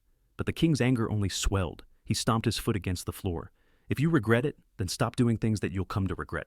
Left state councillor, do you realize your mistake? The left councillor trembled violently. His reply was barely audible. Forgive me, your majesty. But suddenly, something inside him snapped. You think I would just say that? Why is it always me? Why is it always me who has to bear the blame for everything? His face flushed red with suppressed rage, his breathing ragged. My son is the same age as you. I've had enough. I can't take this anymore. His chest heaved, his fists clenched as if ready to explode. I can't take it. I'm done. I quit. But then, he froze. A voice echoed in his mind. In his thoughts, he saw the image of his wife embracing their daughter. You must endure. Think of our children, especially our daughter, who married into the CO family. She still has no child and lives in constant worry. Hold on, for her sake. The fury in his eyes dimmed. What moments ago was boiling rage turned into deep exhaustion. He let out a long breath. In his heart, he whispered, I want nothing more than to resign. But instead of voicing his thoughts, he simply bowed his head and muttered softly, I am guilty, your majesty. The king let out a heavy sigh. He no longer wished to hear more. With one motion, he turned and began to walk away. That's enough for today. You may all leave. Without looking back, he exited the chamber. The officials sat frozen in silence, exchanging confused glances. What just happened? One whispered. I don't know either, another replied. The left councillor clutched his chest as the others turned to him with questioning eyes. Suddenly he exploded. You think I know? Go home already and stop bothering me. With heavy steps, he walked out. Under the bright sky, he cursed. Why must the sky be so clear today of all days? Elsewhere, at the back gate of the Joseon Research Institute, a guard called out, Minister of Taxation, what brings you here? Is the Minister of Public Works inside? The tax minister replied. When he entered, the Minister of Public Works turned his head in surprise. My lord, I never expected you to come here. The tax minister gave a brief nod. I came to seek your opinion. Please, have a seat, the Public Works minister said, motioning him over. Thank you. As soon as he sat, the tax minister let out a long sigh. You must have already heard. Just an hour ago, the Ming condolence delegation returned. He leaned forward, his voice weakening. Then, detail by detail, he recounted everyone's reactions, even mimicking their expressions. Falling silent for a moment, he finally spoke bitterly. And then, His Majesty grew furious. He walked out just like that. The room grew heavier than before. At last, with a weary voice, he muttered, With things like this, how can I go on living? What exactly was our mistake? He exhaled deeply and closed his eyes. Lately, all I've wanted to do is hand in my resignation and return home, to live a simple life again. The Public Works Minister stroked his chin, lost in thought. The situation was deteriorating rapidly. He drew in a deep breath, then suddenly stood tall and resolute. If it's come to this, then come with me. The tax minister was taken aback. Where are we going? The Public Works Minister gave him only a brief glance. You'll find out when we get there. At the Eastern Palace, just as Hyang was about to step out to meet an official, he overheard a conversation near the door. His eyes narrowed in suspicion. That man? The Minister of Taxation? What's he doing at the Research Institute? And isn't the Minister of Public Works with him too? Not wanting to dwell on it, Hyang chose to ask directly. Isn't that the Minister of Public Works? What brings you here? The Minister of Taxation looked tense, beads of sweat forming at his temple. We came to seek your highness the Crown Prince's opinion. Hyang gave a faint smirk. Opinion, is it? Very well. Come inside. He let out a quiet sigh before continuing. As I expected, its only natural father was furious. Then he fixed his gaze on the Minister of Taxation. You're the one responsible for the nation's finances, aren't you? Yes, your highness, the minister replied. Hyang's expression grew cold with disappointment. And yet, you don't even understand the problem? The tax minister lowered his head, bewildered. My apologies, your highness, but could you explain what's really happening? Hyang answered calmly. It's simple. If we build an embassy near the Ming Navy's base, problems will arise. The tax minister lifted his head, stunned. Why? Wouldn't that make it safer? Hyang shook his head. Do you think Ming's finances are overflowing? Leaning back, he stared straight ahead. Even though Japanese pirates have decreased, the threat still remains. Stationing their navy there will cost a fortune. And do you know where that money will come from? The minister thought for a moment. From tax revenue? Exactly. Hyang nodded. Sooner or later, they'll raise taxes. But the question is, will those taxes truly go to the navy, or be diverted elsewhere? The Minister of Taxation's face turned pale. His hands fidgeted, fingers brushing against his beard. If that's the case, Joseon's finances will be affected as well. He shook his head, eyes filled with disbelief. I never imagined the situation could develop this far. Hyang's eyes sharpened. That's why we must send someone to gather more information. There's no reason to oppose the construction of the Ming naval base. Instead, we need to assess how large it will be and estimate the Navy's yearly expenses. That way, we can prepare in advance. The tax minister nodded with understanding. There's no time to waste. We must act quickly. Then stop with the formalities and get it done, Hyang pressed. Yes, your highness. As the tax minister departed, Hyang turned to Lord Jung. Do you think the tax minister and the other high officials will challenge my opinion? Lord Jung answered softly. Yes, most likely. Hyang let out a sigh. Debates aren't about winning. They're about finding the best decision. Young Cho gave a faint smile, inwardly admitting the truth in the Crown Prince's words. Joseon had advanced greatly thanks to his experiments. He couldn't help but think, I truly want to see the Joseon this boy will create. But before he could express his thoughts further, his mind drifted to his wife and children. How long has it been since I last saw them? Oh, Lord Jung, Hyang suddenly said. Since you're here, would you like to see some items brought from Ming? My apologies. What kind of items, your highness? Jung Cho's eyes welled with tears, nearly crying at the thought of having to cancel his plans to finally return home. Elsewhere, hurried footsteps sounded from outside. Is anyone here? The Minister of Taxation opened the door, but the room was empty. No one's here. Suddenly, the left state councillor's voice rang out. So, you don't consider me human anymore, just because His Majesty dislikes me? The tax minister flinched in surprise. Oh, left councillor, it's not that. I thought you had already gone home. The left councillor gave a faint smile. Even if I did, I'd only end up drinking wine. The tax minister approached and sat beside him. Good timing. I've found a solution to that problem. But before he could continue, someone else entered the room. Minister of Taxation, left state councillor, why are you still here? Haven't you gone home? With a sigh, the tax minister called out, Chief State Councillor, perfect timing. There's something we need to discuss. The chief councillor looked at them curiously. A solution? What do you mean by that? Why all of a sudden? At that moment, the right state councillor also entered. So, everyone's here, I see. The tax minister stood and gestured for them all to sit. Let's begin our discussion. Drawing a deep breath, he declared, I know why His Majesty was so angry. But before he could finish, yet another person walked in. Yi Cheon. Why are you all still here and not at home? I thought I heard a horse neighing. At last, everyone gathered there that evening. The left state councillor spoke seriously. Let's hear it now. What do you mean by a solution to this problem? The Minister of Taxation fell silent for a moment, glancing at the door to make sure no one else was coming in, then continued. His Majesty was so furious that he left ahead of us. Do you know why? Everyone pretended to be surprised. Ah, so that's the reason. No wonder His Majesty was so angry. The Minister of Taxation stood there, confused. Wait, I haven't said anything yet. You're dragging this out too long. Just tell us already, someone muttered in irritation. As the night wore on, the room was still filled with heated discussion.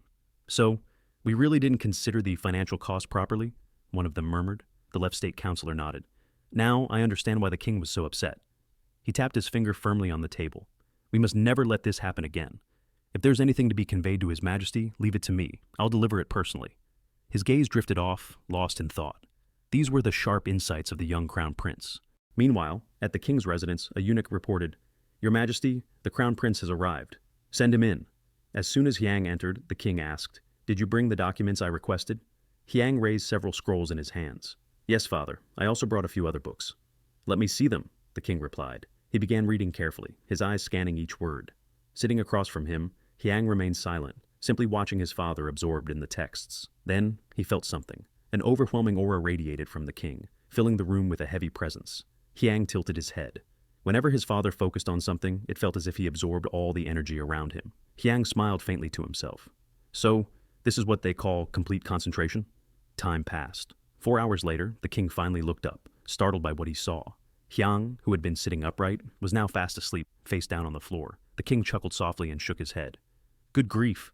He walked over and easily lifted his son. "This boy has grown heavier. Hurry and grow up." Then, correcting himself, he muttered, "No, don't grow up too quickly. Grow slowly so I can watch over you a little longer." The next morning, outside the palace, 2 men staggered as they walked. Their bodies trembled with exhaustion. Both Kim and Yoon looked utterly worn out. Kim let out a long sigh. "Finally, all the documents are done. What a dreadful 3 months." They exchanged weary glances, but smiled with relief. Just then, the sound of galloping hooves drew near. A soldier rushed up, shouting loudly, "Emergency report!" At King Sejong's residence, the king clutched a letter tightly, reading its contents with deep concentration. His expression hardened. "Chief Eunuch, summon the Chief Royal Secretary." "Yes, Your Majesty," the eunuch replied. But before he could leave, the king changed his order. "No. Deliver my command at once. Call all high officials to meet me immediately." At the testing grounds, Hyang stood before a table full of firearms, discussing with military officers. "All officers from the northern provinces believe this new rifle is more practical than the old model," one officer reported. Another countered, "In the north, we still have to solve the problem of airflow. And not only that," added another, "the reloading time must also be taken into account." In the midst of their debate, a guard rushed in. "Your Highness, forgive the interruption. A royal decree has arrived, ordering all third-rank ministers and above to enter the palace immediately." Hyang was startled. "Right now? What's going on?" After a brief pause, he said, "Very well, I understand. We must leave at once." As they headed toward their horses, one of the officials said, "We've already made preparations. Allow me to guide you." Without delay, they sped toward the palace at full gallop. Along the way, Hyang pondered his father's emergency decree. What in the world has happened? Upon arrival, Hyang went straight to the main hall. "Eunuch Park, what's going on?" The eunuch shook his head, still confused. "I don't know the details myself, only that it's an urgent report from the north." A chill ran down Hyang's spine. "An emergency report from the north?" Yi Cheon spoke up. "If it comes from the north, it must be no trivial matter." Hyang's eyes narrowed in thought. "Where is this scent of blood coming from?" A eunuch approached him. "Your Highness, I have prepared your official robes. Please change into them." "I understand," Hyang replied. Yi Cheon bowed. "Your Highness, we will also change into our formal uniforms and head to His Majesty's hall." As they walked away, Hyang watched their retreating backs. For a moment, he sensed something. What made me shiver earlier was their killing intent. Just the thought of war throws them straight into battle mode. I must never forget, Joseon was built upon their blood as its foundation. This video ends here, but the story isn't over yet. Don't forget to like and subscribe so you won't miss the next part.